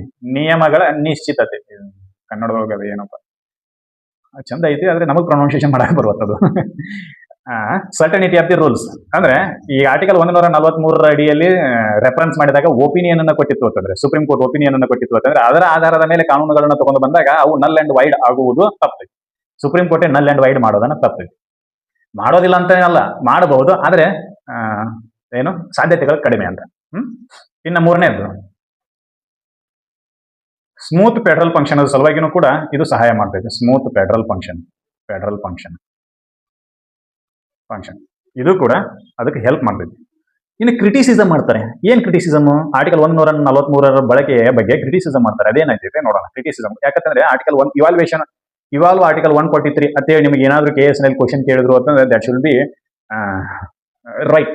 ಏನಂತೇಳಿ ಬರಿಬೇಕಾಗತ್ತೆ ಅಂತಂದ್ರೆ ಅದರದ್ದು ಸಾಧಕ ಮತ್ತು ಬಾಧಕಗಳನ್ನು ಎರಡನ್ನೂ ಬರಿಬೇಕಾಗತ್ತೆ. ಪಾಸ್ಟುಲೇಟ್ಸ್ ಅಂಡ್ ಕ್ರಿಟಿಸಿಸಮ್ಸ್ ಎರಡನ್ನೂ ನೀವು ರೈಟ್ ಮಾಡ್ಬೇಕಾಗತ್ತೆ, ಬರಿಬೇಕಾಗತ್ತೆ. ನೋಡೋಣ ಅದೇನೈತೆ ಅಂತ. ಕ್ರಿಟಿಸಿಸಮ್ ಒಂದನೇದು ಇದು non binding nature. Supreme court advice ಕೊಡ್ತೈತಿ, ಏನೋ ಸಲಹೆಯನ್ನ ಕೊಡ್ತೈತಿ. ಈ ಸಲಹೆ ಜಜ್ಮೆಂಟ್ ಅಲ್ಲ, ತೀರ್ಪಲ್ಲ. ಇದನ್ನ ಫಾಲೋ ಮಾಡಬಹುದು, ಮಾಡದೇನೂ ಇರಬಹುದು. ಫಾಲೋ ಮಾಡದೇ ಇರುವ ಕಾರಣಕ್ಕಾಗಿ ಕಂಟೆಂಪ್ಟ್ ಆಫ್ ಕೋರ್ಟ್ ಅನ್ನ ನೀನು ರಾಷ್ಟ್ರಪತಿ ಮೇಲೆ ಹಾಕಕ್ ಬರೋದಿಲ್ಲ. You can not file a case of the contempt of the court on president for the violation of the opinion given by the supreme court. ಏನು ಕಂಟೆಂಪ್ಟ್ ಆಫ್ ಕೋರ್ಟ್ ಅನ್ನ ನಾನು ರಾಷ್ಟ್ರಪತಿಯವರಿಗೆ ನೀಡಿದ ಅಭಿಪ್ರಾಯವನ್ನ ರಾಷ್ಟ್ರಪತಿಯವರು ಪಾಲನೆ ಮಾಡಿಲ್ಲ, ಹೀಗಾಗಿ ನಾನು ರಾಷ್ಟ್ರಪತಿಯವರ ಮೇಲೆ ಕಂಟೆಂಪ್ಟ್ ಆಫ್ ಕೋರ್ಟ್ ಅನ್ನ ಮಾಡ್ತೀನಿ ಅಂತ ಹೇಳಕ್ ಬರೋದಿಲ್ಲ. Because of what is non binding issues ಇವೆಲ್ಲ. ಇವು ಅದಕ್ಕೆ ಬದ್ಧರಾಗಿರ್ಬೇಕು ಅಂತ ಏನಿಲ್ಲ. ಇದು ಒಂದನೇದು. ಜಜ್ಮೆಂಟ್ಗೆ ಬದ್ಧರಾಗಿರ್ಬೇಕು, ಅದರ ಸಲಹೆಗೆ. ಯಾರೋ ಒಬ್ರು ನಾನು ಆಪಲ್ ಮೊಬೈಲ್ ತಗೊಳಕತ್ತೀನಿ ಹೆಂಗ್ರಿ ಸರ್ ಅಂತ ಒಬ್ರನ್ನ ಕೇಳ್ತೀನಿ. ಅವಾಗ ಅವ್ರು ಆಪಲ್ ಮೊಬೈಲ್ ಉಪಯೋಗ ಇಲ್ರಿ, ಸ್ಯಾಮ್ಸಂಗ್ ತಗೋರಿ, ಇಲ್ಲ ಲೆನೋವೋ ತಗೋರಿ, ಮತ್ತೊಂದು ಏನಾದ್ರು ತಗೋರಿ, A+ ತಗೋರಿ, ಅದು ತಗೋರಿ, ಇದು ತಗೋರಿ ಅಂತ ಹೇಳ್ತಾರೆ. ಅವರ ಸಲಹೆಗೆ ನಾನು ಬದ್ಧನಾಗಿರ್ಲಿಲ್ಲ ಅಂತಂದ್ರೆ ನನ್ನ ಕೇಳಿದೆ ಅಂತ ಅವ್ರ ನನ್ನ ಜೊತೆ ಜಗಳಾಡಕ್ ಬರಂಗಿಲ್ಲ. ಹೌದಿಲ್ಲ? ಇದು ಹಂಗೆ. ರಾಷ್ಟ್ರಪತಿ ಅವ್ರು ಕ್ವಶನ್ ಕೇಳಿರ್ತಾರೆ, ಸುಪ್ರೀಂ ಕೋರ್ಟ್ ಅವ್ರು ಆನ್ಸರ್ ಮಾಡಿರ್ತಾರೆ. ಅದಕ್ಕೆ ಆದ್ರೆ ಆನ್ಸರ್ಗೆ ಬದ್ಧನಾಗಿರ್ಬೇಕು ಅಂತ ಏನಿಲ್ಲಲ್ಲ. ಸುಪ್ರೀಂ ಕೋರ್ಟ್ ಅವ್ರು ನನ್ನ ಟೈಮ್ ಯಾಕೆ ಹಾಳು ಮಾಡಿದ್ವಿ, ನಾವು 5 ಜನ ಕುತ್ಕೊಂಡು ಈ ರೀತಿ ನಾವು ಚರ್ಚೆ ಮಾಡಿ ನಿನಗೆ ಒಪಿನಿಯನ್ ಅನ್ನು ಕೊಟ್ಟಿದ್ವಿ, ನೀವು ಯಾಕೆ ಇದನ್ನ ಫಾಲೋ ಮಾಡಿಲ್ಲ ಅಂತ ಸುಪ್ರೀಂ ಕೋರ್ಟ್ ಅವ್ರು ಕೇಸ್ ಹಾಕಕ್ ಬರೋದಿಲ್ಲ. That's an different thing of argument. ಅದಕ್ಕೆ ಇದು ನಾನ್ ಬೈಂಡಿಂಗ್ ನೇಚರ್ ಅಂತ. ಹೀಗಾಗಿ ಕಾಲಹರಣ ಮಾಡ್ತೈತಿ ಅನ್ನೋದು ಕ್ರಿಟಿಸಿಸಮ್ ಇದ್ರದ್ದು. ಇನ್ನು ಎರಡನೇದು ನೋಡೋದಾದ್ರೆ ಪೊಟೆನ್ಷಿಯಲಿ ಪಾಲಿಟಿಸೈಸೇಷನ್ ಆಕೈತಿ ಅಂತ. ಅಂದ್ರೆ ಪ್ರತಿಯೊಂದು ಕ್ವಶನ್ ಅನ್ನು ಸುಪ್ರೀಂ ಕೋರ್ಟಿಗೆ ಕೇಳ್ಕೋತ ಕೂತ್ಬಿಡೋದು. ಸುಪ್ರೀಂ ಕೋರ್ಟ್ ಏನೋ ಜಜ್ಮೆಂಟ್ ಮಾಡಿರ್ತೈತಿ, ಅದ್ರ ಏನೋ ಒಂದು ಸಮಸ್ಯೆ ಉದ್ಭವ ಆಗಿರ್ತೈತಿ, ಅದನ್ನ ರೆಫರಲ್ ಕೇಸ್ ಅಂತ ಹಾಕಿ ಸುಪ್ರೀಂ ಕೋರ್ಟಿಗೆ ಕಳಿಸ್ಬಿಡೋದು. ಆ ಕೇಸ್ನ ಹಂಗೆ ಬರ್ದಿರಲ್ಲ, ಈ ಕೇಸ್ನ ಈಗ ನಾವು ರೆಫರಲ್ ಕೇಳಿ ಇದಕ್ಕೆ ಆನ್ಸರ್ ಮಾಡಿ ನೋಡೋಣ ಅನ್ಕೋತ ಕೂತ್ಬಿಡೋದು. ಅಂತಹ ಪ್ರಕರಣಗಳಾಗೋ ಸಾಧ್ಯತೆಗಳು ಜಾಸ್ತಿ ಇರೋದು. ಪೊಟೆನ್ಷಿಯಲಿ ಪಾಲಿಟಿಸೈಸೇಷನ್ ಆಗುವ ಸಾಧ್ಯತೆಗಳು ಜಾಸ್ತಿ ಇದಾವು ಅಂತೇಳಿ ಕ್ರಿಟಿಸಿಸಮ್ ಇದ್ರು. ಅದು ಗೊತ್ತಿರಬೇಕು. ಬಾಧ್ಯತೆ ಸಾಧಕ ಬಾಧಕ ಇದು. ಇನ್ನು ಮೂರನೇದೊಂದು, ಇದು ಯಾವ ವಿಷಯಗಳಿಗೆ ನೀವು ರೆಫರೆನ್ಸ್ ಕೇಳಬಹುದು ಅನ್ನೋದನ್ನು ಬರದೇ ಇಲ್ಲ. ಬರೀತಾರೆ ನ್ಯಾಯಿಕ ಬಿಕ್ಕಟ್ಟಿಗೆ ಸಂಬಂಧಿಸಿದಂತೆ ರೆಫರಲ್ ಅನ್ನ ಕೇಳಬಹುದು. ಎಂತಹ ನ್ಯಾಯಿಕ ಬಿಕ್ಕಟ್ಟು? ಯಾವ್ಯಾವ ನ್ಯಾಯಿಕ ಬಿಕ್ಕಟ್ಟುಗಳು? What is constitutionally dilemma? ಏನು ಇಲ್ಲ. ಲೀಗಲ್ ಡೆಲೆಮಾ ಏನಂತೇಳಿ ಏನೂ ಇಲ್ಲ. ಯಾವ ವಿಷಯಗಳನ್ನ ನಾವು ರೆಫರೆನ್ಸ್ ಮಾಡಬೇಕು, ಯಾವ ವಿಷಯಗಳನ್ನ ರೆಫರೆನ್ಸ್ ಮಾಡಬಾರ್ದು ಅಂತೇಳಿ ಕ್ಲಿಯರ್ ಆಗಿ ಬರೋದಿಲ್ಲ. ಹೀಗಾಗಿ ಯಾವುದೇ ವಿಷಯಗಳನ್ನು ತಗೊಂಡು ಸುಪ್ರೀಂ ಕೋರ್ಟ್ನ ಕೂತ್ಬಿಡೋದು. ಹೀಗಾಗಿ ಇದರ ಕ್ರಿಟಿಸಿಸಮ್, ಇದು ಉಪಯೋಗ ಇಲ್ಲ ಅಂತೇಳಿ ಇದು ಗೊತ್ತಿರಬೇಕು. ಇನ್ನೊಂದು, ಇನ್ಸ್ಟಿಟ್ಯೂಷನಲ್ ಟೆನ್ಷನ್ ಸ್ಟಾರ್ಟ್ ಆಗ್ತೈತಿ. Conflict between the judiciary and executive ಅಂತೇಳಿ ಏನಾಗೈತಿ ಅಂತಂದ್ರೆ, ಸುಪ್ರೀಂ ಕೋರ್ಟ್ ಅವ್ರಿಗೆ ರೆಫರ್ ಕೇಳಿದಾಗ ಅವ್ರೊಂದೇನೋ ಒಪಿನಿಯನ್ ಕೊಡ್ತಾರೆ, ಇವ್ರು ಅದಕ್ಕೆ ವಿರುದ್ಧವಾಗಿರ್ತಕ್ಕಂಥ ಕಾನೂನನ್ನು ಇವ್ರು ತಗೊಂಡ್ಬರ್ತಾರೆ. ಅದಕ್ಕೆ ನಾ ಹೇಳ್ದಂಗೆ ನೀ ನಡ್ಕೊಂಡಿಲ್ಲ, ಹಿಂಗಾಗಿ ನಿನ್ನ ಕಾನೂನನ್ನು ನಾನು ಸ್ಟ್ರೈಕ್ ಡೌನ್ ಮಾಡ್ತೀನಿ ಅಂತೇಳಿ ಸುಪ್ರೀಂ ಕೋರ್ಟ್ ಅವರು, ನೀ ಹೇಳಿದಾಗ ನಾ ಕೇಳಬೇಕು, ನಂದ ಒಂದು ಸ್ವಂತ ತಗೊಂಡ್ಬರ್ತೀನಿ ಅಂತೇಳಿ ಎಕ್ಸಿಕ್ಯೂಟಿವ್ ಅವರು. ಹೀಗಾಗಿ the tension between the institution will be started. The conflict between the institution will be initiated through this. ಇದು ಒಂದು ಅಭಿಮತ ಇದೆ, ಕ್ರಿಟಿಸಿಸಮ್ ಇದೆ, ಗೊತ್ತಿರಬೇಕು. ಇದು ಒಂದು ಅಂದ್ರೆ ಸಂಸ್ಥೆಗಳ ನಡುವೆ ಜಗಳ ಹಚ್ಚಿದಂಗೆ ಆಕೈತಿ. ಸುಪ್ರೀಂ ಕೋರ್ಟ್ ಒಂದು ಸಂಸ್ಥೆ, ಎಕ್ಸಿಕ್ಯೂಟಿವ್ ಕಾರ್ಯಾಂಗವೂ ಕೂಡ ಒಂದು ಸಂಸ್ಥೆ. ಇವೆರಡು ಜಗಳಾಡಕ್ಕೆ ಸ್ಟಾರ್ಟ್ ಮಾಡ್ತಾರೆ. ನಂದು ನಾ ಹೆಚ್ಚು ಅಂತ ಹೇಳಿ ಅದು ಯಾರು ಹೆಚ್ಚಿಲ್ಲ, ಮಂದಿನ ಸಾಯ್ತವಿಲ್ಲ. ಆ ಮಾತು ಬೇರೆ. ಈ ರೀತಿಯಾಗಿರ್ತಕ್ಕಂಥ ಸಾಧ್ಯತೆಗಳು ಜಾಸ್ತಿ ಇದಾವೆ. ಅದಕ್ಕೆ ಇದನ್ನು ಕೂಡ ಕ್ರಿಟಿಸಿಸಮ್ ಲಿಸ್ಟ್ನಲ್ಲಿ ಬರೀಬಹುದು. ಇನ್ನೊಂದು, no time limit to response. ನೀವೇನಾದ್ರೂ ಸುಪ್ರೀಂ ಕೋರ್ಟಿಗೆ ಕಳಿಸಿರಿ ರೆಫರಲ್ ಕೇಸನ್ನ, ಆಗ ಸುಪ್ರೀಂ ಕೋರ್ಟ್ದವರಿಗೆ ನೀನು 2 ದಿನದಾಗ ನನಗೆ ಏನು ಒಪಿನಿಯನ್ ಅನ್ನು ಕೊಡಬೇಕು, 1 ವಾರದಾಗ ಒಪಿನಿಯನ್ ಕೊಡಬೇಕು ಅಂತ ಸುಪ್ರೀಂ ಕೋರ್ಟ್ದವ್ರಿಗೆ ಹೇಳಂಗಿಲ್ಲ. ಅವ್ರದೇ ಕೇಸ್ ಕಡೆ ಇರ್ತವೆ. ಯಾವ ಬೆಂಚಿನೊಳಗೆ ಯಾವ ಜಡ್ಜಸ್ ಕೊಡಬೇಕು ಅಂತೇಳಿ ಎಲ್ಲನೂ ಬರ್ದಿರ್ತಾರೆ. ಅವ್ರು ಖಾಲಿ ಇದ್ದದ ಟೈಮ್ ನೋಡಿ ನಿನಗೆ ಒಪಿನಿಯನ್ ಕೊಡಬೇಕು ಅವರು. ಹೌದಾ? It is an time killing process ಅಂತೇಳಿ. Time killing process. ನಿಂದೇನೈತಿ ನೀ ಮಾಡ, ಅದ್ರ ಸುಪ್ರೀಂ ಕೋರ್ಟ್ ಮುಂದೆ ಹೋದಾಗ ಸುಪ್ರೀಂ ಕೋರ್ಟ್ ಅವ್ರು ಸರಿ ಐತೆ ಹೇಳ್ತಾರೆ, ಇಲ್ಲ ತಪ್ಪೈತೆ ಹೇಳ್ತಾರೆ. ಅವ್ರನ್ನೇ ನೀ ಕೇಳಕತ್ತೀರಿ ಮೊದಲು ಅಂತ ಈ ಲೆಕ್ಕನೇ ಮಾತಾಡ್ತಾರೆ ಇವರು. That is an different thing. ಯಾಕಂದ್ರೆ ಅವ್ರದ್ದು ಟೈಮ್ ಕಿಲ್ಲಿಂಗ್ ಪ್ರೊಸೆಸ್ 2 ರಿಂದ 3 ತಿಂಗಳು ಟೈಮ್ ತಗೋತದೆ. ಅಷ್ಟರೊಳಗೆ ಸಂವಿಧಾನದ ಪ್ರಕಾರ ಕಾನೂನು ಜಾರಿಗೆ ಬಂದೇ ಬರ್ತೈತಿ. ಮುಂದೆ ಅವ್ರು ಏನಾದ್ರು ಡಿಸೈಡ್ ಮಾಡ್ಬಾರಕ ಅಷ್ಟ ಟೈಮ್ ಹಾಳು ಮಾಡ್ತೀರಿ ಅಂತ ಹೇಳಿ ಚಿಂತಕರ ಚಾವಡಿಯಲ್ಲಿರುವ ಚಿಂತಕರ ಅಭಿಪ್ರಾಯ, ನಮ್ಮದಲ್ಲ. ಅವ್ರೇನ್ ಹೇಳ್ತಾರೆ ಅದನ್ನ ಹೇಳೋದು ನಾವು. ಹೌದಾ? ಹೌದು ಸರ್, ಇದನ್ನ ಎಲ್ಲಿ ಹಿಡಿದ ತಗೊಂಡ್ಬಂದ್ರು ಸರ್ ರೆಫರಲ್ ಪ್ರಕರಣಗಳನ್ನ, ರೆಫರೆನ್ಸ್ ಕೇಳೋದನ್ನ ಹಿಂದೆ ಏನಾದ್ರು ಇದ್ದುವೇನ್ ಸರ್, ಯಾವ ದೇಶದೊಳಗೆ ಇಂತಹ ಸಂವಿಧಾನ ಐತ್ ಸರ್ ಅಂತೇಳಿ ನೀವು ಕೇಳಬಹುದು. ಅದಕ್ಕೂ ಆನ್ಸರ್ ಐತೆ ನಮಗೆ. ಏನಪ್ಪಾ ಅಂತಂದ್ರೆ, ನಮ್ಮದು ಎರವಲು ಸಂವಿಧಾನ. ಅಂದ್ರೆ ಸಂವಿಧಾನವನ್ನ ನಾವು ಬಹಳ ಕಡೆಯಿಂದ ಬಾಡಿಗೆ ತಗೊಂಡ್ಬಂದಿವಿ. ಅವರಲ್ಲಿ ಇರ್ತಕ್ಕಂಥ ಕೆಲವೊಂದಿಷ್ಟು ವಿಷಯಗಳನ್ನ, ನಮ್ಮಲ್ಲಿ ಚಲೋ ವಿಷಯಗಳನ್ನ, ಮತ್ತೆ ಬೇರೆ ಯಾವ ವಿಷಯಗಳನ್ನೆಲ್ಲ. ಆಮೇಲೆ ಬ್ರಿಟಿಷರೇ ನಮ್ಮನ್ನ ಆಳುವಾಗ ಕೆಲವೊಂದಿಷ್ಟು ಕಾನೂನುಗಳನ್ನ ತಗೊಂಡ್ಬಂದಿರು. ಆ ಕಾನೂನಲ್ಲಿ ಇರ್ತಕ್ಕಂಥ ಕೆಲವೊಂದಿಷ್ಟು ವಿಷಯಗಳನ್ನು ಕೂಡ ಬಾರೋ ಮಾಡ್ಕೊಂಡಿವಿ. ಹಂಗೆ ಇದನ್ನ ಎಲ್ಲಿಂದ ತಗೊಂಡಿವಿ ಅಂತಂದ್ರೆ, ಆರ್ಟಿಕಲ್ ಸಂವಿಧಾನದ 1935ರಲ್ಲಿ ಭಾರತ ಸರ್ಕಾರದ ಕಾಯ್ದೆ ಜಾರಿಯಲ್ಲಿತ್ತು. ಆ ಭಾರತ ಸರ್ಕಾರದ ಕಾಯ್ದೆಯಲ್ಲಿ ಫೆಡರಲ್ ಕೋರ್ಟ್ನ ಸ್ಥಾಪನೆ ಬಗ್ಗೆ ಮಾತಾಡಿದ್ರು. ಫೆಡರಲ್ ಕೋರ್ಟ್ ಸ್ಥಾಪನೆಯೂ ಆಗಿತ್ತು. ಆ ಫೆಡರಲ್ ಕೋರ್ಟ್ನ ಸಲಹೆಯನ್ನ ಗವರ್ನರ್ ಜನರಲ್ ಆಫ್ ಇಂಡಿಯಾದವ್ರು ಕೇಳಬಹುದಾಗಿತ್ತು. ಸೇಮ್ ಟು ಸೇಮ್ ಅದನ್ನ ಇಲ್ಲಿ ನಾವು ಜಾರಿಗೆ ತಗೊಂಡ್ಬಂದ್ವಿ. ಅಲ್ಲಿ ಫೆಡರಲ್ ಕೋರ್ಟ್ ಇತ್ತು, ಇಲ್ಲಿ ಸುಪ್ರೀಂ ಕೋರ್ಟ್ ಇದೆ. ಅಲ್ಲಿ ಗವರ್ನರ್ ಜನರಲ್ ಆಫ್ ಇಂಡಿಯಾ ಇದ್ರು, ಇಲ್ಲಿ ರಾಷ್ಟ್ರಪತಿಯವರು ಅದಾರೆ ಅಷ್ಟೇ ಡಿಫ್ರೆನ್ಸ್. ಆಮೇಲೆ ಮತ್ತೆ ಎಲ್ಲಿ ಐತೆ ಅಂತ ಕೇಳಿದ್ರೆ ಇದು ಕೆನಡಾದಾಗೂ ಕೂಡ ಜಾರಿಯಲ್ಲಿ ಐತೆ. ಕೆನಡಾ ಸರ್ಕಾರದಲ್ಲಿಯೂ ಕೂಡ ಏನು ಕೆನಡಾ ದೇಶದಲ್ಲಿಯೂ ಕೂಡ ಈ ರೀತಿ ರೆಫರೆನ್ಸ್ ಕೇಳೋದು ಜಾರಿಯಲ್ಲಿ ಐತಿ ಕೆನಡಾದಾಗ, ಗೊತ್ತಿರ್ಬೇಕಾ. ಆಮೇಲೆ ಸರ್ ಇದನ್ನೆಲ್ಲಾನು ನಾವು ನೋಡಿದ್ರೆ ಅಮೆರಿಕಾದೊಳಗೆ ಏನಾದ್ರು ಜಾರಿ ಏನೈತೆ ಅಂತ ಕೇಳಿದ್ರೆ ಅಮೆರಿಕಾದೊಳಗೆ ಜಾರಿಯಲ್ಲಿ ಇಲ್ಲ. ಅಮೆರಿಕಾದೊಳಗೆ ರೆಫರೆನ್ಸ್ ಕೇಸಸ್ ಇಲ್ಲ. ರಾಷ್ಟ್ರಪತಿಯವರು ಸುಪ್ರೀಂ ಕೋರ್ಟ್ನ ಸಲಹೆಯನ್ನ ಕೇಳುವ ಯಾವುದೇ ಪ್ರಾವಧಾನಗಳು ಅಮೆರಿಕಾದಲ್ಲಿ ಇಲ್ಲ, ನಮಗೆ ಗೊತ್ತಿರಬೇಕು. ಇದಿಷ್ಟು ಮಾಹಿತಿ ಇವತ್ತಿಂದು. ಇನ್ನು ಮುಂದಿನ ವಿಡಿಯೋದಲ್ಲಿ ಇನ್ನೊಂದಿಷ್ಟು ಅಧಿಕಾರಗಳದಾವ, ಅದ್ರ ಬಗ್ಗೆ ಚರ್ಚೆ ಮಾಡೋಣ. Article 144, 45, 46, 47, 48ಕ್ಕೆ complete. 48ಕ್ಕೆ ಯಾರು ಬರ್ತಾರೆ, ಲೆಕ್ಕಪತ್ರ ವಿಭಾಗದವರು ಬರ್ತಾರೆ, ಅವ್ರ ಬಗ್ಗೆ ಚರ್ಚೆ ಮಾಡೋಣ. ಇದರಲ್ಲಿ ನೀಡಿರ್ತಕ್ಕಂಥ ಮಾಹಿತಿ ನಿಮಗೆಲ್ಲರಿಗೂ ಇಷ್ಟ ಆಗೈತಿ ಅಂತ ಅನ್ಕೊಂತೀನಿ. ಇಷ್ಟ ಆಗಿತ್ತು ಈ ಮಾಹಿತಿನ ಎಲ್ಲರಿಗೂ ಶೇರ್ ಮಾಡ್ರಿ, ನಮ್ಮ ಚಾನಲ್ ಅನ್ನ ಸಬ್ಸ್ಕ್ರೈಬ್ ಮಾಡ್ರಿ, ಲೈಕ್ಸ್ ಕಮೆಂಟ್ ಮಾಡ್ರಿ. ಈಗಾಗಲೇ KS ಅಂತ ಕನ್ಫರ್ಮ್ ಆಗೈತೆ. ಯಾರ್ಯಾರು ಅಪ್ಲಿಕೇಶನ್ ಹಾಕಿಲ್ಲ ಅಪ್ಲಿಕೇಶನ್ ಹಾಕ್ರಿ, ಚಂದ ಹೆಂಗ್ ಓದ್ರಿ, ಚಂದ ಹೆಂಗ್ ಊಟ ಮಾಡ್ರಿ. ಮತ್ತೆ ಮುಂದಿನ ವಿಡಿಯೋದಲ್ಲಿ ಮತ್ತೆ ಭೇಟಿಯಾಗೋಣ. ಅಲ್ಲಿವರೆಗೂ ಧನ್ಯವಾದ.